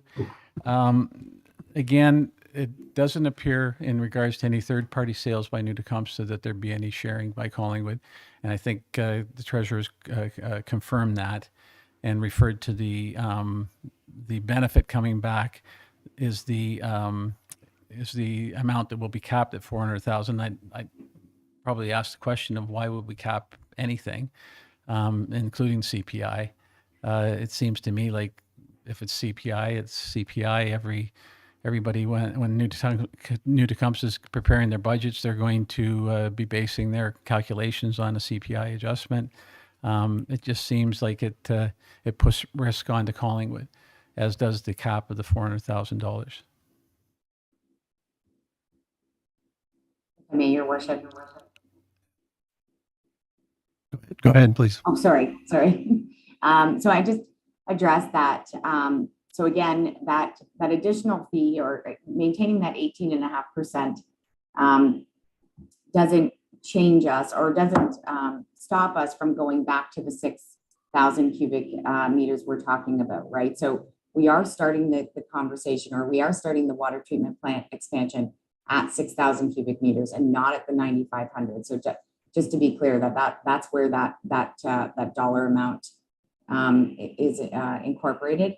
And I'll go back to the admin fee is covered on all sales to New Tecumseth. So I think that is one of the great benefits. In fact, it is, in addition to what we receive to fully cover the water treatment costs, there are no risks to the town of Collingwood in the sense of not being able to recover what it takes to maintain that water treatment plant, to replace the capital portion, to run the water treatment plant and provide this safe and reliable water to the town of New Tecumseth, or to the town of Collingwood for that matter. So certainly I don't quite see it that way. I do see it as additional funds that the town is receiving as a benefit to the town itself. And capping it was, as you know, it's difficult sometimes to create new things that haven't been previously incorporated into agreements. So the cap was somewhat of a negotiable piece, but understand that we would never reach that based on the 23.5 until well into the next term of the agreement. So there will be renegotiations occurring beginning in 2032 likely, or 33. And that admin fee could be addressed at that time again, understanding that the top amount should New Tecumseth receive 23.5 per day, would be at about $378,000, even with some inflationary impact. Again, CPI, I think I addressed that with Mr. Sandberg. I feel like we are fully covered. This is for potential risks. There are not foreseeable risks at this point. Again, the idea was that there would be a benefit to the town of Collingwood for projects that the current council or the next council, for that matter, would like to address from anywhere from Parks and Recreation to whatever they see fit. Again, with your indulgence, Mayor Hull, New Tecumseh never owned 6,000 cubic meters of the plant at any point in time under the current agreement. The 18.5% was provided because they specifically didn't give the 5.85 for the 6,000 cubic meters. So in reaching agreement about the $6.5 million, my understanding from what I've read gives them the 6,000. All I was saying is if you don't take that $6.5 million, then they're starting at zero, and what would their impact be on the cost of the upgrade? So I'm just clarifying that. Certainly is my thoughts of it, and such. Sorry, if I may, Mayor Hall, through you to Mr. Friars. My apologies. I misunderstood your point on that one. So you're correct that the $6.5 million was an exchange to bring them up to the 6,000 cubic meters. I think what is something that is keeping the 18.5% versus taking the $6.5 million. I feel we've batted that around quite a bit within staff, but again, we have not seen any real benefit or advantage to maintaining that 18.5%. If the town of New Tecumseth they own it now because NTIS did dissolve. We understand that there is no liability from the town's sense with respect to the 18.5%, but we also don't see the benefit. And we do see a benefit in introducing this administrative charge that provides us with the funds that we would expect, or what I think was expected out of that 18.5% to begin with. Thank you, Mayor Hull. And I think I'll try to finish off here. I do recognize that I do have an opportunity to delegate for the special council meeting when you do. So that's next week. And there's quite a bit to take in of what we've heard today. So I think I would just say that, in my opinion, most importantly, though, about next Thursday's deadline, is that this agreement, as I interpret it, places a tremendous burden on next council. Similar to what was faced by this council and the 2014 and 18 one as well, for similar reasons. I was pleased to hear that there's going to be business plan documentation put out, because my question had been, would next council be able to look at a business plan that, and I was thinking it would have to be in camera because it might be sensitive information from a business standpoint, that will clarify this agreement as being better than not, and just simply supplying Collingwood.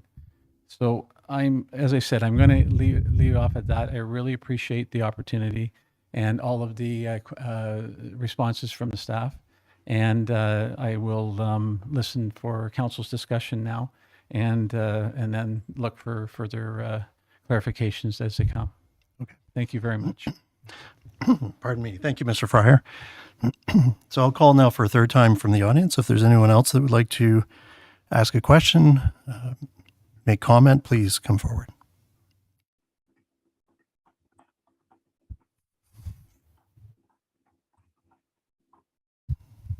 Okay. So with that, then I will look to committee to see who would like to offer comment, or perhaps have a clarifying question. Councillor Carrier. Thank you, Mayor Hall. I wasn't planning on making comments today because it's a SIC meeting and we're more interested in the public comments, but I feel the need to address a couple of the comments that were made.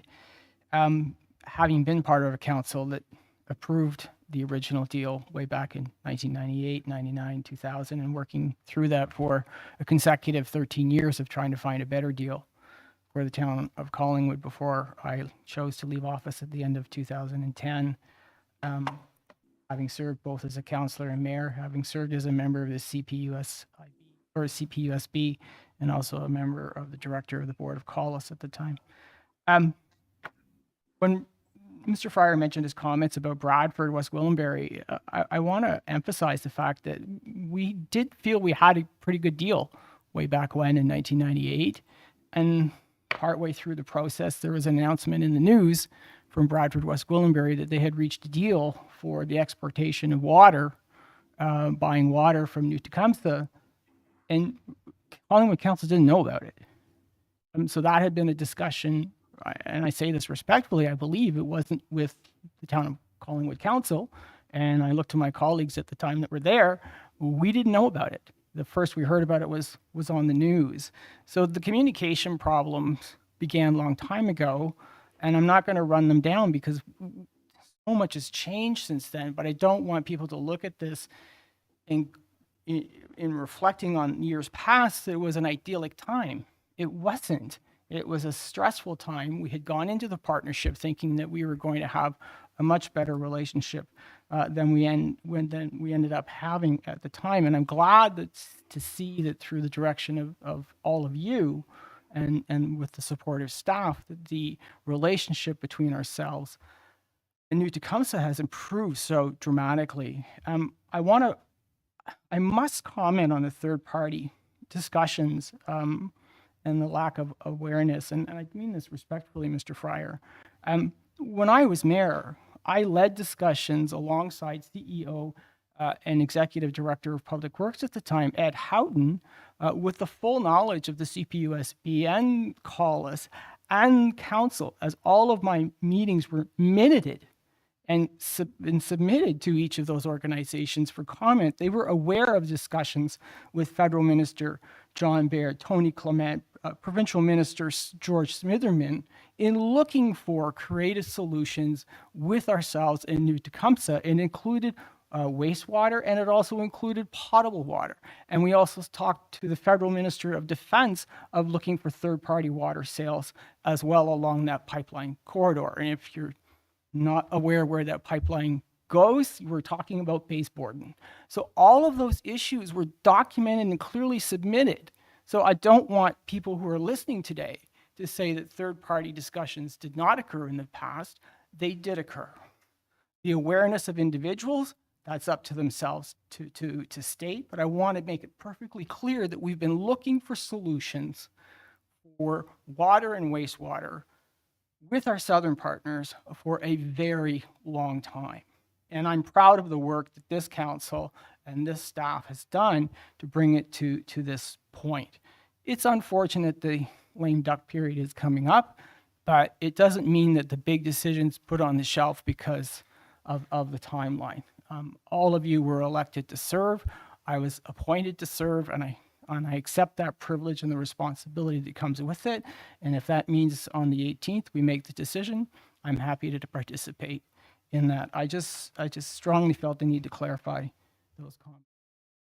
Okay, thank you. Is there anyone else that would like to offer a comment or question today? Councillor Madigan. Thank you very much. Through you to our CAO, it's ironic. I didn't know what Councillor Carrier was going to say, but he mentioned going into a partnership, thinking we were doing a lot better than we actually did. Kind of reminds me of another one. My question is through the CAO. Has your staff taken into account all the concerns from council and public over the last 4 years? And to be honest, in fact, the questions and concerns dating back to 2014. We've been very open, and I hate the phrase open and transparent because it's overused and not understood as well as it should be. But we've been very consumer friendly along the way, and we've listened to every bit of concerns from the public as well as council as a whole. CEO Skinner. Thank you. Through the chair to Councillor Madigan. Yes, we have been taking into account everything that has been brought forward to staff or discussed at committee and council, and coming from a number of people who are knowledgeable in the public. I think that there's been some hard questions raised that from the members of the public around, why did negotiations not turn out differently? Or could we predict what another municipality, which is New Tecumseth in this case, might say if we'd varied some of the conditions? And overall, it was a negotiation where we looked at what was a best win-win, considering all of the points of view, and we did go over them regularly. So I would have to say we have gone through everything that's been raised and brought forward what we thought was the best agreement that we could negotiate. Thank you. And just a follow-up. So that being said, through the many mistakes that have been made over the last, since 1998, 99, when people of good faith went into an agreement thinking they were doing better than they were, and obviously they weren't. Through those mistakes, we've contacted the top professionals along the way. We haven't just looked to you and your staff and just said, give us your opinion. We've gone out and searched the top professionals in Ontario, if not Canada, to move along this agreement. Through the chair to Councillor Madigan, yes, we have. There's a number listed in the report. If the public hasn't had a chance to look at that, if you look at the contributions from others section, I can't remember the exact name of that section, but we have our own regular lawyers, Miller Thompson. We've gone to an environmental lawyer to talk about the watershed and any of the other environmental considerations and council liabilities. We've had a third-party law firm review the entire agreement just to make sure that we dotted the I's and crossed the T's. Firms like Hempson have looked at the evaluations and provided public reports that are now public. I think they were public all along, but they're appended, for example, to the report today. So I think that on any of the items, we have gone to external experts, and we have our strategic advisor who's provided us some lawyer insights as well, in depth on the agreement. And I don't want to minimize the knowledge of our staff who've participated in not as large but similar agreements in the past. Thank you. Thank you. And then just to end, so it has not been a rushed agreement. We've learned today that we've worked very hard as a council over the last 4 years, and it just comes along to the end of this term. So what that says is we've actually not rushed it. We've exhausted the total amount of time we could have to look at this, to make sure that we go out and we have all our T's crossed and our I's dotted. So I definitely would not be questioning our staff right now at the point of that's kind of similar to questioning like a closer in the ninth inning, saying that they blew the whole game, when in fact we've used the whole game, the whole 9 innings, to find out the answers. So I thank staff for everything they've done, and I look forward to what we vote on the 18th. Thank you. Councillor Doherty. Thank you, Chair. And this question is through you either to the CAO or to the Treasurer. And there has been some discussion from our speakers today with regard to the water rates that we would be charging New Tech and the admin fee, the cappable at $400,000 admin fee. And I just want to me, the two charges were simple, but I want to understand. I want to make sure that I am understanding them correctly. So the rate fee would incorporate all of the operating, overhead, and asset management costs associated with the transmission of water to New Tech. And this would not be subject to CPI index. It would be actual costs as reevaluated by Hempson every 5 years. And then there is the admin fee, which is and try to use these words correctly, a fee for service, a fee for over and above, because we are the supplier. That is the fee that is being held at 2% per annum to a maximum of $400,000 a year. And that is a fee that the town of Collingwood, as the owner of the facility, has chosen to charge to New Tech, and they have accepted as part of our agreement. Now, am I understanding that correctly? Treasurer Quinlan? Thank you, Your Worship, and through you to Councillor Doherty. So the annual supply rate is subject to CPI on an annual basis as well, because of the 5-year span between water model projections, or water model studies, I should say. So you're correct in that the annual supply rate covers all costs for the treatment of the water and any transmission up to the Poplar side road, as we've discussed, and is subject to CPI on an annual basis, since we, can understand that the water supply model won't be updated every year. It would be quite costly to do so.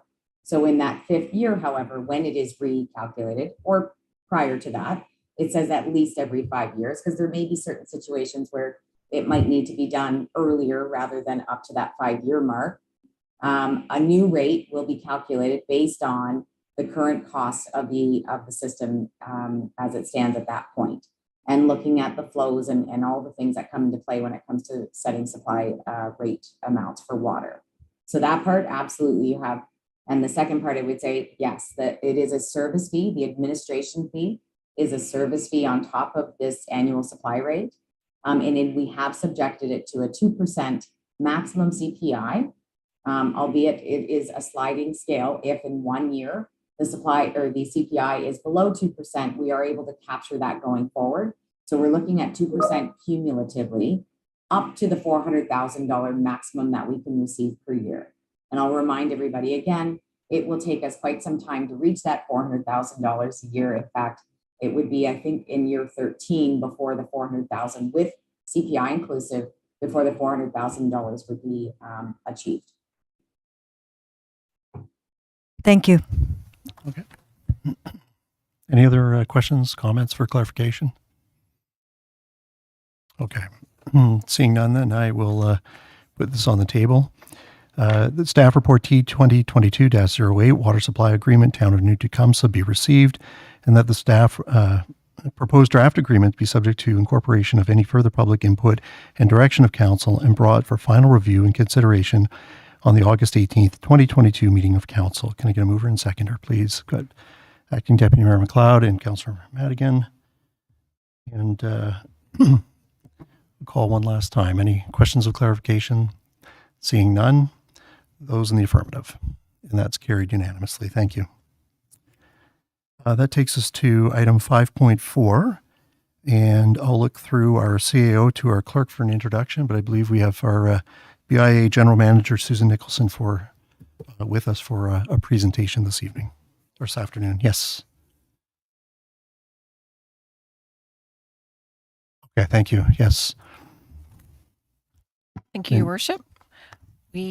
Firstly, I'd like to thank Sue and staff from our PRC division for assisting with putting this suggestion forward. We have had it vetted with the BIA Board of Management. I'd also like to apologize. We are sharing a PowerPoint this afternoon, and I don't think we have the BIA logo on it, in which we should. But Sue is going to be stick handling this because that gateway feature is the BIA's baby that they would like to share with the town. So if you don't mind, she can take it away. No, not at all. And just before you start, just for your record, Councillor Madigan stepped away at 4:32. Perfect. Thank you. Welcome. Thank you. It's nice to have you here. And It's a very long meeting. You're going. An interesting meeting, though. I've been watching offline at the office while trying to get some work done as well. Okay. I can just go to the next slide. Just to give you some background, I think we're all aware of the background, but we talked about bringing the concept of an entry arch into the downtown along here, Ontario, from first as a gateway feature. It was identified as a long-term priority in various studies, including the Collingwood Downtown Wayfinding Study Report, the Collingwood Tourism Strategy and Action Plan, both of which were co-funded through the Town of Collingwood's Economic Development Department and the BIA. And it's identified in the Downtown Heritage Conservation District Plan. It was included in our budget in 2021, and then When I came to do an update as to where we were with the project, Council expressed concern with the Archway project and directed staff to undergo a public consultation. As the project involves significant provincial and federal funding, Council referred the project back to staff to work collaboratively with the BIA to maximize and utilize the grant funding and report back. As we went through we did go through the public process, the public engagement process, and just to remind everyone that initially this project was coming from the BIA reserves and had been a long-term strategy with us, as indicated. But we were looking for funding to assist with the project, and we're successful in receiving federal funding in the amount of $215,000. That is required to be used within the fiscal year, or have it substantially completed by the federal fiscal, which is March 31st, 2023. Some of the concerns raised during public feedback included the lack of support for an arch over the roadway, arches being archaic or not in keeping with the Collingwood downtown. The design aesthetic was not to the standard expected for Collingwood or the Heritage District, although I must remind everyone we had the Heritage District, or the Heritage Committee, very involved in the project, and a lot of the design elements are related to wind and snow accumulation and things that the engineering department had raised with us as we went through the design process. There was also concern it could impair sightlines to the waterfront, and the money could be put to better use, of course, which, I mean, we're still getting a lot of comments about the fact that it should be used for paving the potholes in certain areas and redoing streets, so it's certainly a lack of understanding, and it's difficult to get that message across, that it's specific funding for the downtown, if not funded through this federal grant, would have come from our reserves. So, options, now that we've gone through all of this. Option one, and this is the recommended option in the report, is to utilize the public art policy and procedure and integrate it into the public art, the town's public art inventory. It provides a needed attraction to encourage the customers into the downtown, which of course is what the main goal for this project was. It also increases the public inventory of arts and cultural assets. It provides a unique opportunity for local artists. The public art policy and procedure already exists and is well vetted. We feel, and I'm working with the vendor right now, that some of the vendor expense could still be reimbursed through federal funding, because a lot of it was to do with traffic studies, daylighting of the services, so we ensured that we weren't going to break anything or disrupt services. And then we brought this concept to the last BIA board meeting with the assistance of the Director of Parks, Rec and Culture and his arts, and Karen Cubitt and Tanya Mazza, the arts director at that time, or the arts manager, to discuss it with them, so they fully understood exactly what it meant and how it could be worked through. And the BIA Board of Management supported it, and the minutes from that meeting are included in the report that you have with you today. Option two is to cancel it, which we certainly hope is not an option that will be considered, because from a financial loss, we have $35,350 outstanding have paid and still outstanding from the original contractor. And we will lose the funding opportunity. This is specific funding that was put in place to encourage building of tourism visitation, which through COVID had really been lacking, and it was to help downtown specifically. Option three is to continue with the existing vendor to provide new concept designs that are not an archway. They have expertise in a lot of these installations, so that is an option. So, I mean, one of the benefits for that is that it will, they've taken extensive exploration and worked with the traffic management and engineer and our own engineering and town staff to fully understand it. They have expertise in signage and installation. They certainly have a keen awareness of public input received from the previous design concept, because they have actually watched some of our meetings, and pending scheduling that could expedite the process and meet funding deadlines. And the other option, and I think the challenges there are that to start all over again is not recommended because we'd be in the same position as we would in option 2. So we, as a BIA board, would recommend that option 1 is accepted by council, that they approve the BIA Board of Management's recommendation to proceed with the gateway feature concept, not an archway, that utilizes the town's Parks, Recreation and Culture public art policy with a focus of the feature becoming an integrated public art installation anchoring the downtown core, as well as creating the needed economic driver and wayfinding attraction to support the downtown business community. And the council directs staff to support the BIA to facilitate the public art plan as proposed. And a more detailed outline of that plan is included in the report. I or Sarah would be happy to answer any questions. Pardon me. Perfect. Thank you for the presentation, the update to this opportunity.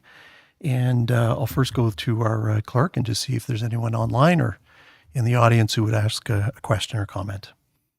Thank you. All of those attendees, either in our online gallery or present here today, if you wish to address the staff report, please press the raise your hand feature or step towards the podium. I think we're safe to say there's no one wishing to speak to this issue this evening, Your Worship. Okay, thank you. So then I'll look around the table. Is there anyone that wishes to offer comment, question? Councillor Carrier?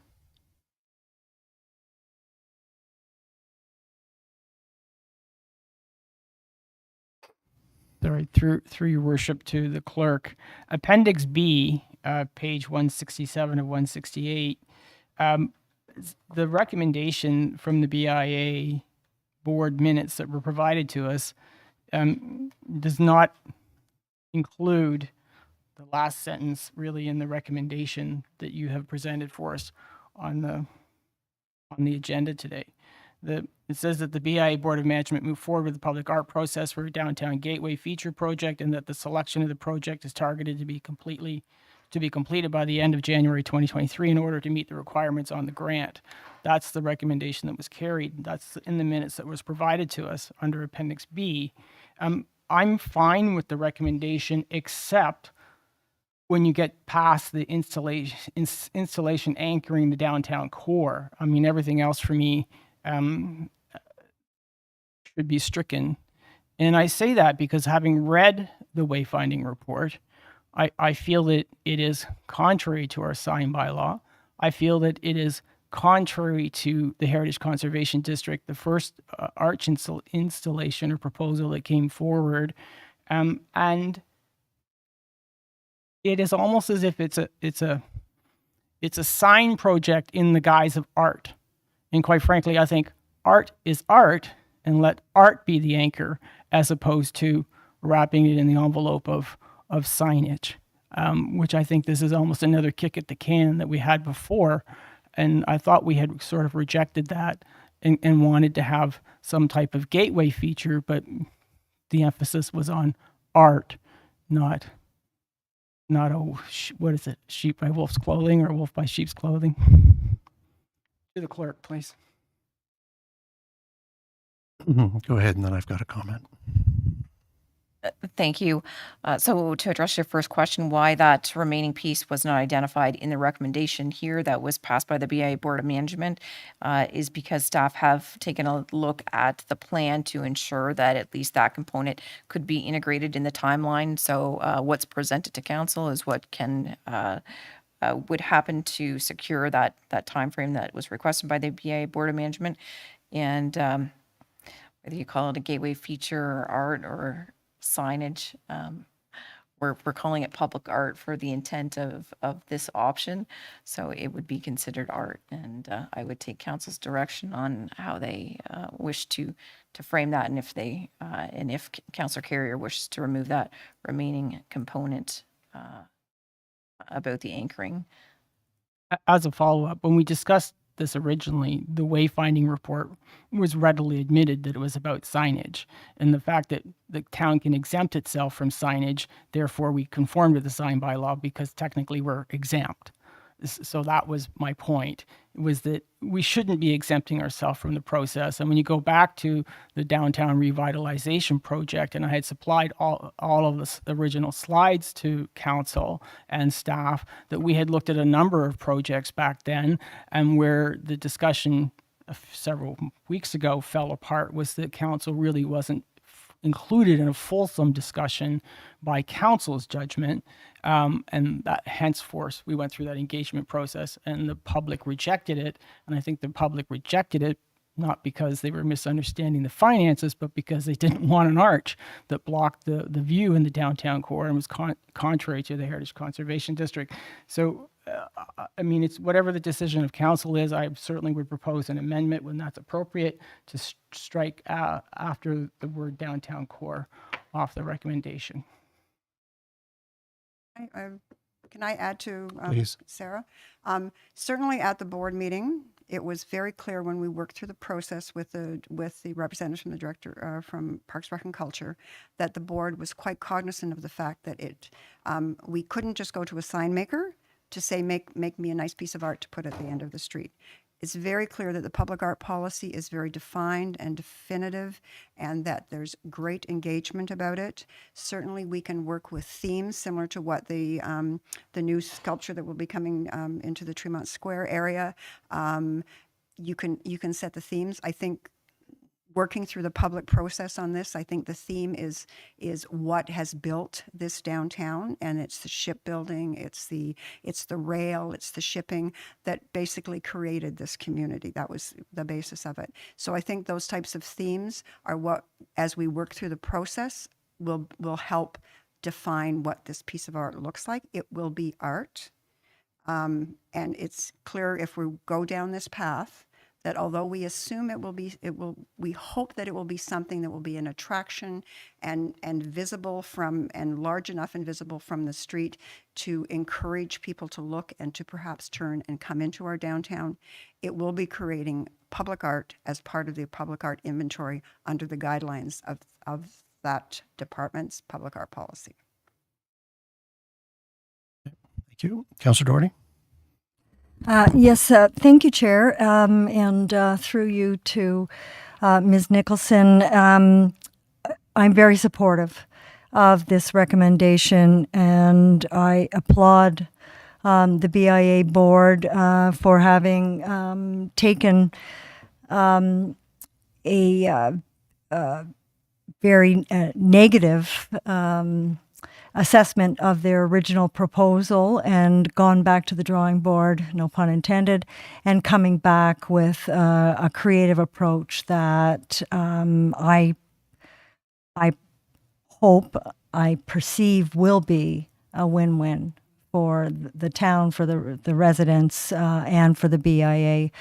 And I have no concern about the last part of this recommendation, a attractive piece of art that would be a placemaker for downtown BIA would certainly be an economic driver, and I think that there's no problem in recognizing it as such. So congratulations to the board. And we've had to work very closely with our funders to ensure that the language of the contract reflects what we're doing. So. Terrific. And also, very creative financing as well. So all good. I try.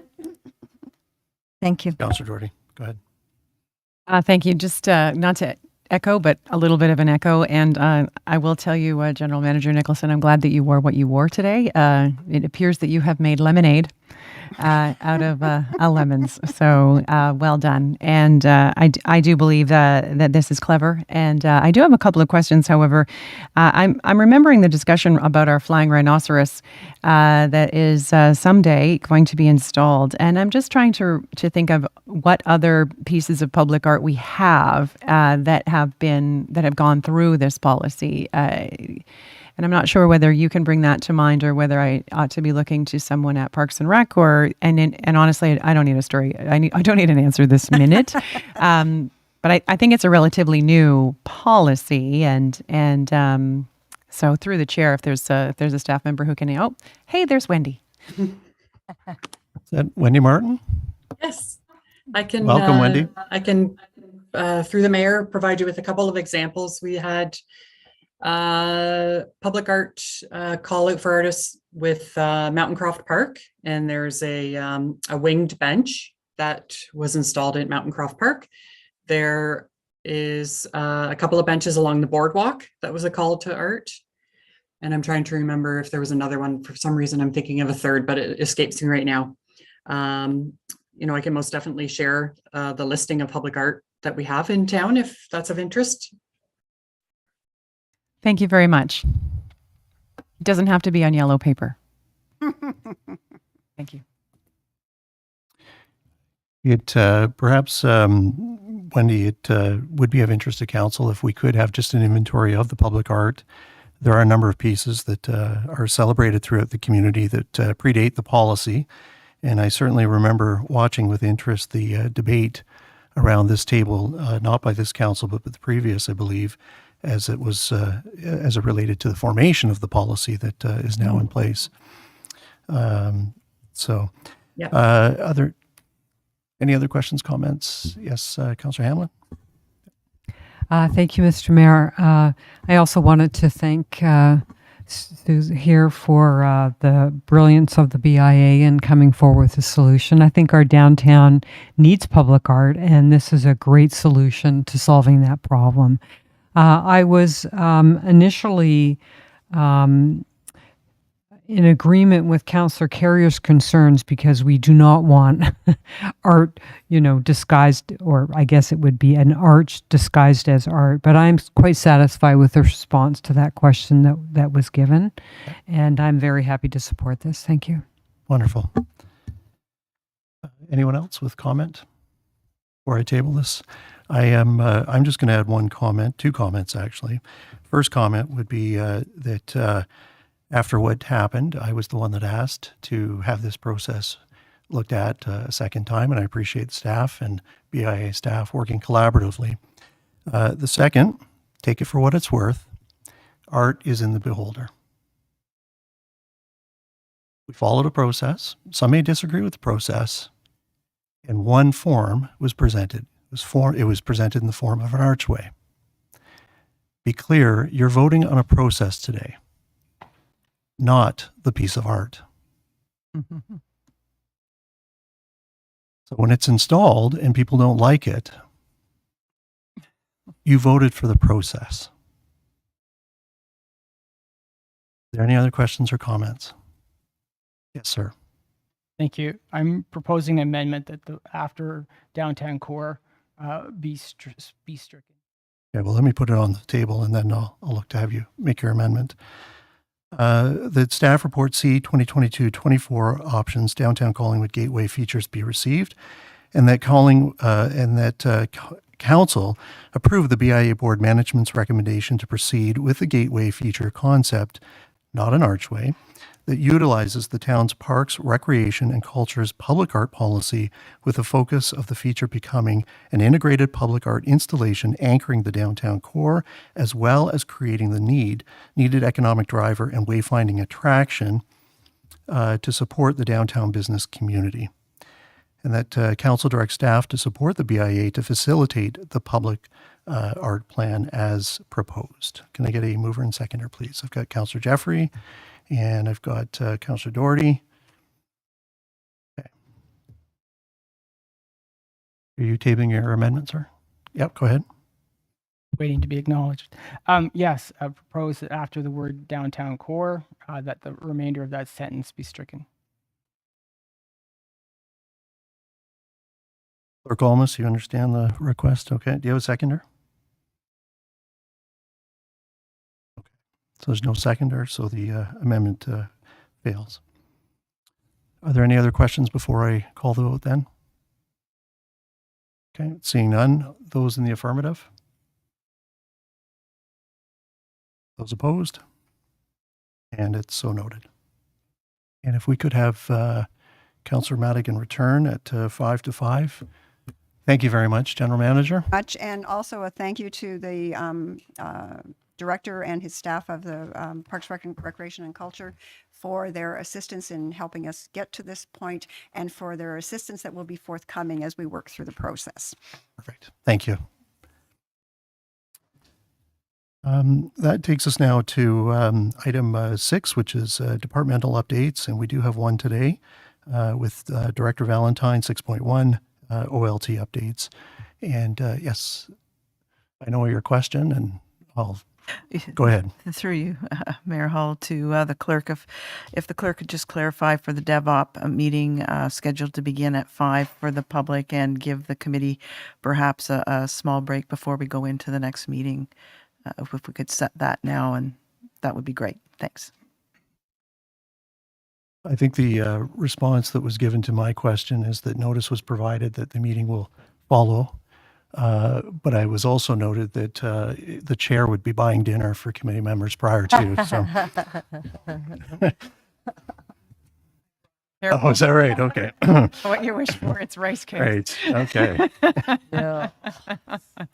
So with that, we'll look to our CAO, to Director Valentine, and Director Valentine has joined us. So Director Valentine, the floor is yours. Thank you, Mr. Chair. And this past little while has certainly been a very busy time for the Ontario Land Tribunal matters that are associated with either development or heritage applications within the town. So today we do have 5 updates for you, and we would also use this opportunity as a springboard to remind the community, those watching today and members of council who are also interested, that all Ontario Land Tribunal hearings are open to the public. As well, all decisions that are rendered by the Ontario Land Tribunal are posted publicly on the tribunal's website. And if you do need assistance to join a hearing or seek out a decision, please follow up with staff and we'd be happy to help you. As usual, I would also remind those watching or participating today that these 5 matters are under active litigation, so we are somewhat restricted in terms of what we can discuss in an open session of council, and we are limited generally to matters of process and background.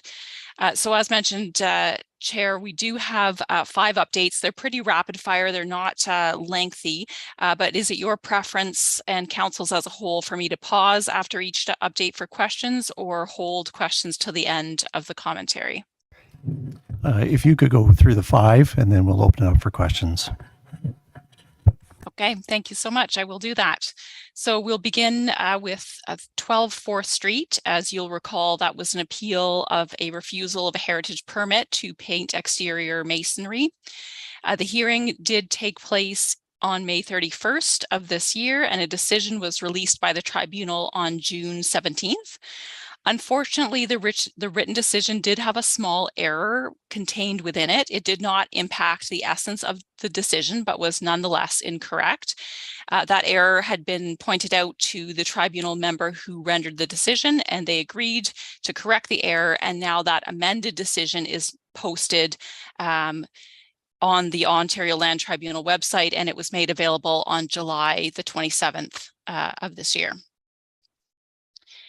Moving on to the next appeal, which is the Blackmore Gates consent, and that was an appeal related to a severance on Huron-Ontario Street between Campbell Street and Finley Drive, and it was adjacent to what is known as the proposed Blackmore Gates development.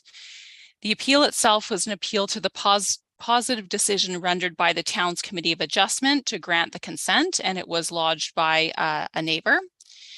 On July 27th, the Ontario Land Tribunal released an order that this appeal is now closed because the proponent no longer wishes to pursue the application, and therefore the tribunal indicates there will be no further action or work required on this appeal. So that appeal is essentially closed. Moving on to the 3 appeals related to the town's decision to approve zoning bylaw amendment 2022-08. That was the amendment that was the result of our land use planning policy study to ensure that municipal servicing capacity would be allocated in a transparent manner and in a way that maximizes community benefits. So on July 27th, very busy day for the tribunal, we received direction that the first hearing touch point, being the case management conference, is now scheduled for that matter, and it is to take place on September the 8th at 10 a.m. And for those not familiar with the concept or wording of a case management conference, they're not opportunities to present evidence or to go through your position as a party to the appeal, but rather it's the first touch point with those interested in participating in the appeal. And primarily, the tribunal discusses procedural matters related to an eventual hearing that will happen on the file. So, Mr. Chair, a second last update is associated with an appeal to a zoning bylaw amendment and a red line revision to a draft plan of subdivision known as Bridgewater on Georgian Bay. This is an appeal of a lack of decision by the municipality. And on July 29th, the tribunal issued direction that the first hearing touch point, again, a case management conference, is scheduled for September the 29th at 10 a.m. And a few days later, actually, on August 2nd, the tribunal did reissue that direction, and they also included a case management conference for a longstanding appeal on a neighboring property, which dates all the way back to 2004. The neighboring property is owned by the same proponent and is known as Consulate West, if council is familiar with that particular development name. Consulate West was an appeal of a decision that established the principle of development through official plan policies on that site. The site was designated as rural, and the owner had requested a residential or future growth type designation, so they did appeal the decision of the municipality.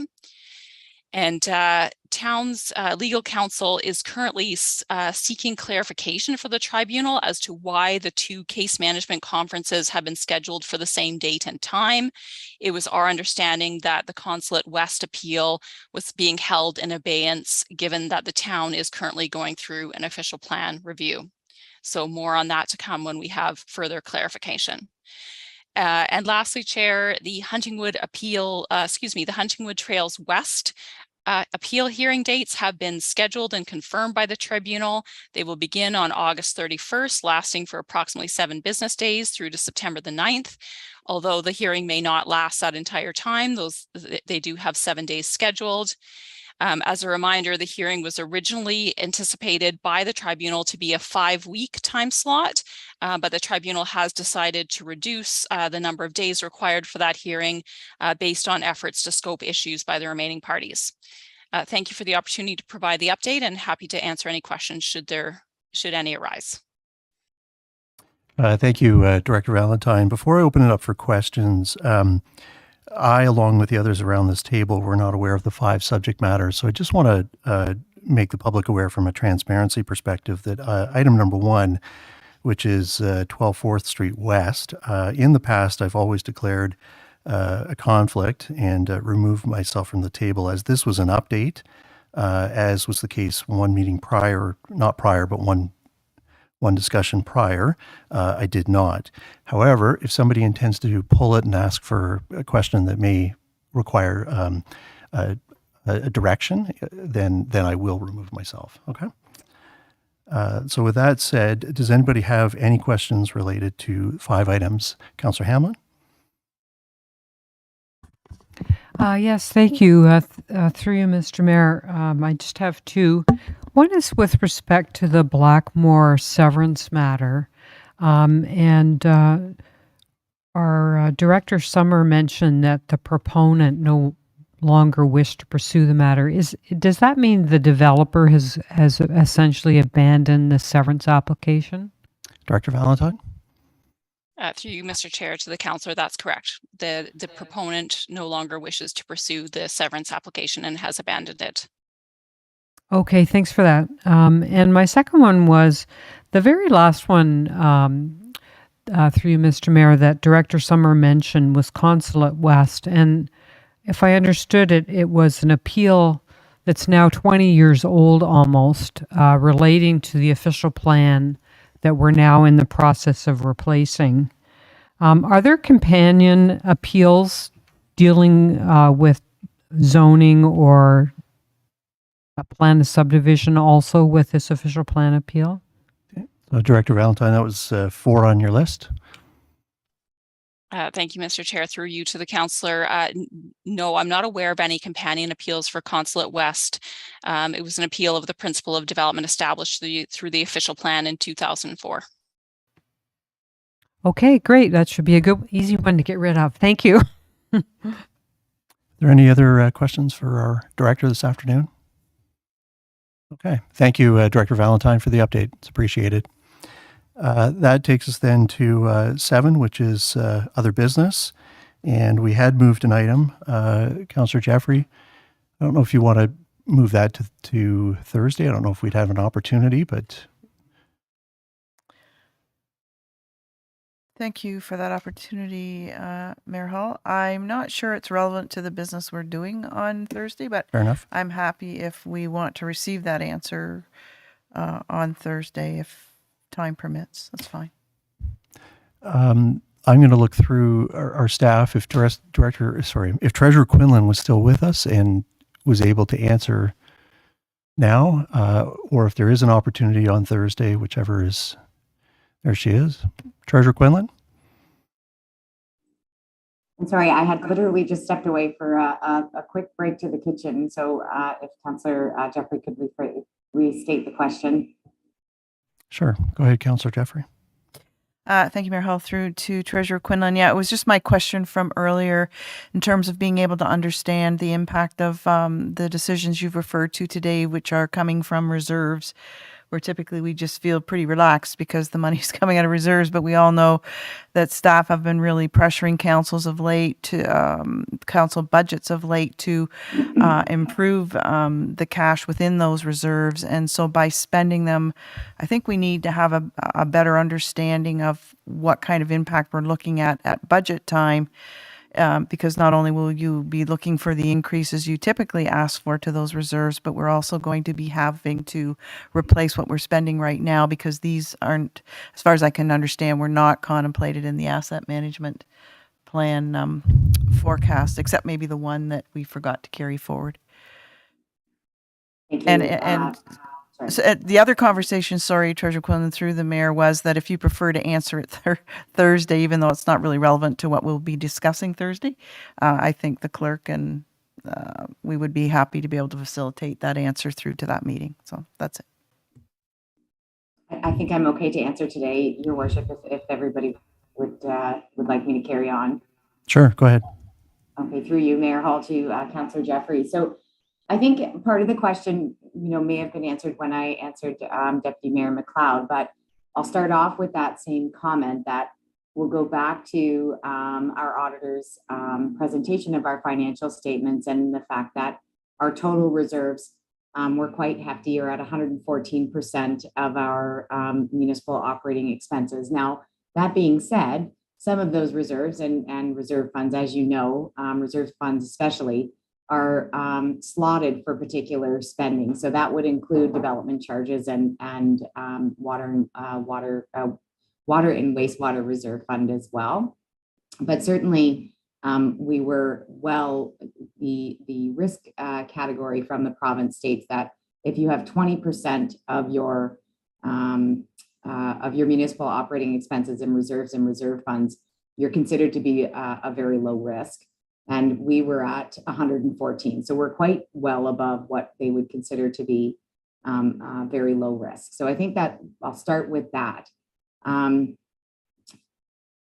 With respect to the projects that we have today, or that have come up throughout the last several months, and just this very crazy time in terms of inflation and advanced purchases because of timing of the distribution or the supply chain issues that seem to be happening this year.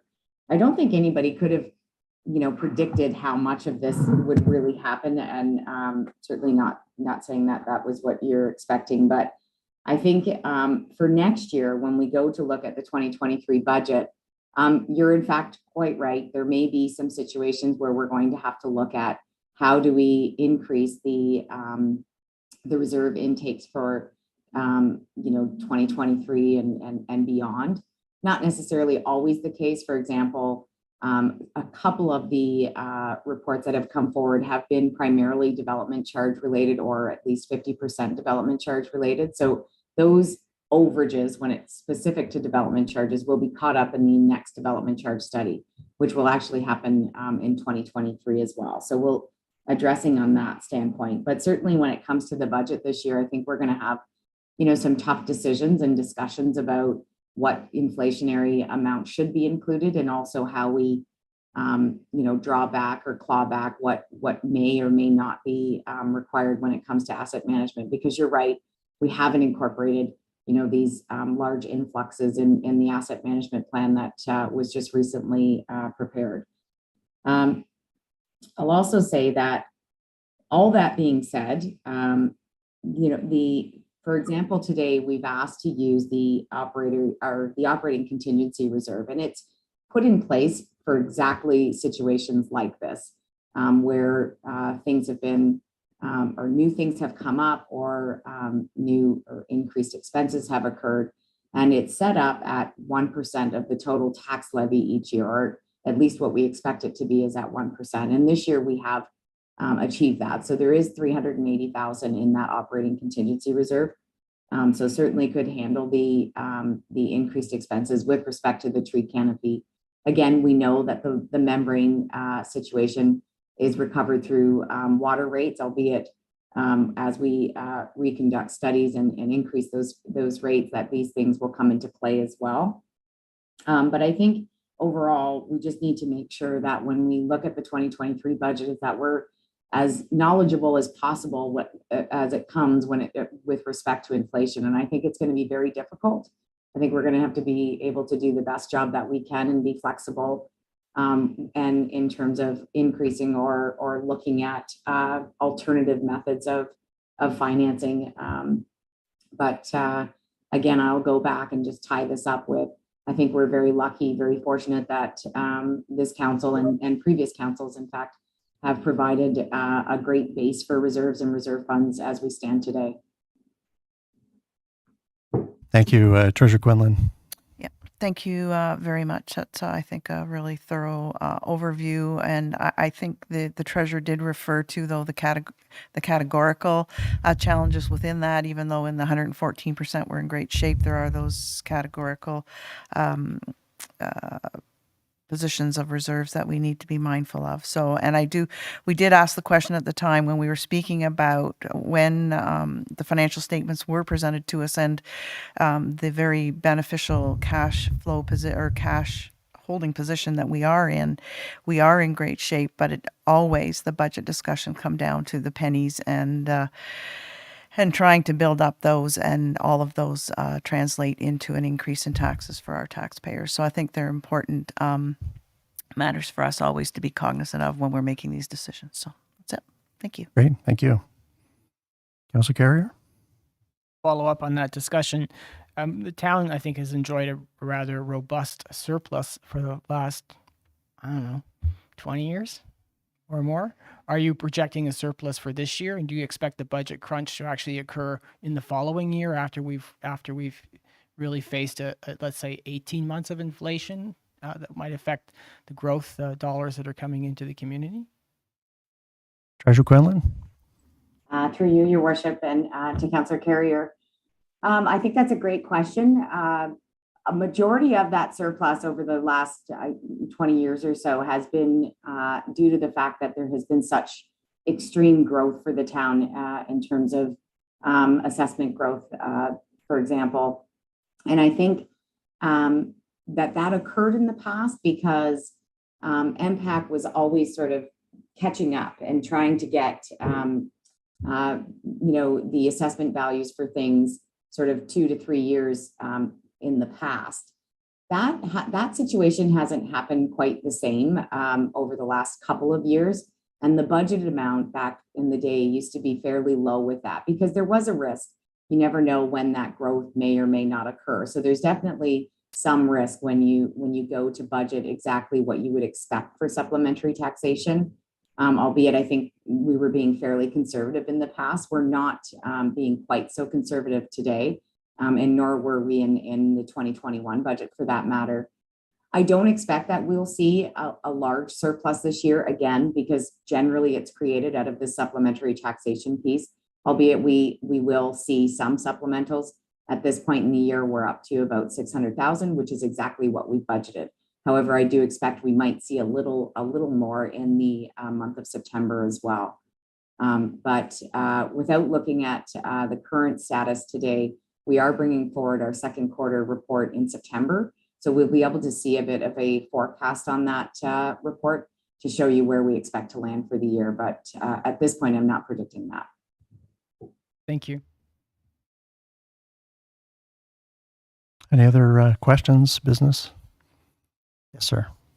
On a different topic, I had sent an email on the weekend, and I did not anticipate a response on the weekend from staff. I'm going to correct that in the future and try to send my emails out Monday morning. I'll just set it on a timer. When I send an email on the weekend, for me, family time is family time, and if staff are at home, please don't respond to my emails on a weekend, please. Your family is more important than a question from a particular member of council, or at least this particular member of council. I did have an interesting response today from Director Slama, and I thank her for that. That regards to 3rd Street questions that we're all getting about what the street is going to look like, and the concerns that we've heard about the tree canopy along 3rd Street. And I know staff have, according to Director Slama, are setting up a meeting with the concerned neighbors, and there might be an opportunity for a future update at the table here so that information can be presented to the broader public at large, because it is a topic of conversation at coffee shops and everywhere, at least everywhere I've gone. I mean, I'm talking everywhere I go, somebody's been asking me about it. So I thank her for the information that I received today, and I thank staff for responding on the weekend, but please don't respond on the weekend. Thank you. I appreciate that. Perhaps late in the term to be making such a comment, but I would hope that when a member of public reaches out to any of us, that if we're conveying concerns on to staff, that if applicable, that the person be identified, as well as other members of council, unless it's deemed confidential. And I just say that simply so that we know then that we're not repeating efforts in terms of communicating, that communication is articulated accurately, and that all parties who have an interest in either a particular area of the community or a particular concern are getting the information they're looking for. So I leave it at that. That takes us then to the second last item on our agenda, which is public delegations. And Clerk Olmus, is there anyone online or in the gallery that would like to make comment or speak to an item that was on today's agenda? Thank you, Worship. We do have an opportunity for a 5-minute delegation from the public regarding any topic that is under the Strategic Initiatives mandate. If you'd like to address the Standing Committee, please press the Raise Your Hand feature. Step up to the podium. Okay. And we have nobody online. Okay, Mr. Fryer. Thank you, Mayor Holt, and very briefly, because I do realize you're over time and there's people waiting, but I just thought it was important because it's fresh in everybody's mind, and it just has to do with some of the comments by council after I had spoken.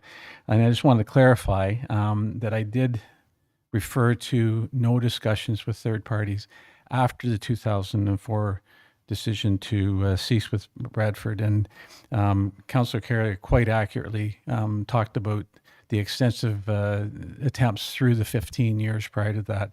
And I just wanted to make sure that it was understood that I was only talking about after. And then with the Bradford situation, that kind of ties back to some other comments. And I agree that I think the Bradford was a real solid attempt at trying to get that part of the partnership attempt to have the third party cells work out. And there was missteps by all parties throughout. And that reminded me that there was another outstanding question that I had, and this isn't one that would need to be answered right now because it did have to do with the prior period adjustment. I had asked about getting more detail about how that calculation of the approximately $900,000 was made. So again, that doesn't have to be answered right now, but that was one that was outstanding. And then in regards to the rush comment, I was only referring to from a public perception, and I'll use the example of Friday. The report comes out.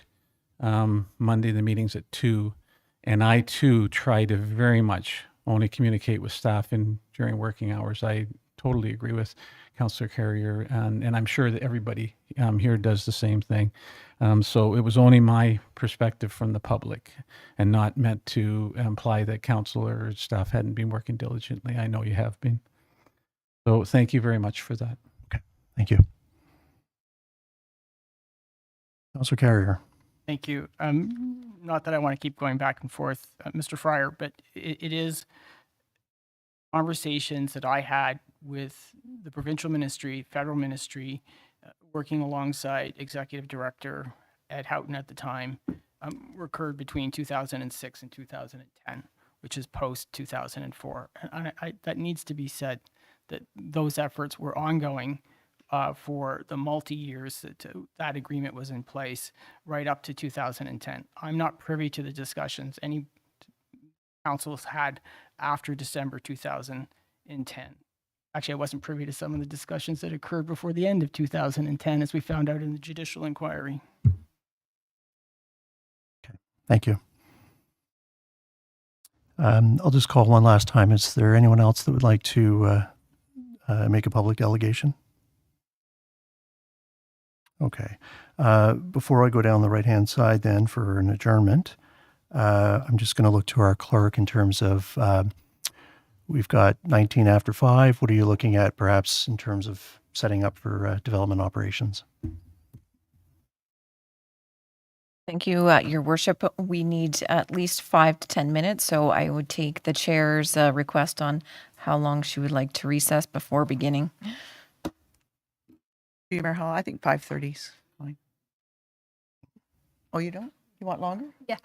Oh, okay. Councilor Hammond would like longer, so But 20 we have minutes. people waiting. So I'll split 15 minutes with you. Okay, So can anyone bring in cold drinks or something? It's been 3.5 hours. We have another couple hours to go. There's nothing open in the vicinity to even get a coffee or a Coke. So I thought I'd walk a few blocks and get a cold drink. So how and also a bio break. Okay, you estimate how long will I need? we're going to do 15 minutes because I Okay, think we need to get it done. Okay. Thanks. 15? Split my Cliff Bar with you, Counselor. Okay. Sorry, we still have a meeting here. So then I'll look for Councillor Jeffrey for an adjournment, please. All those in favor? Thank you.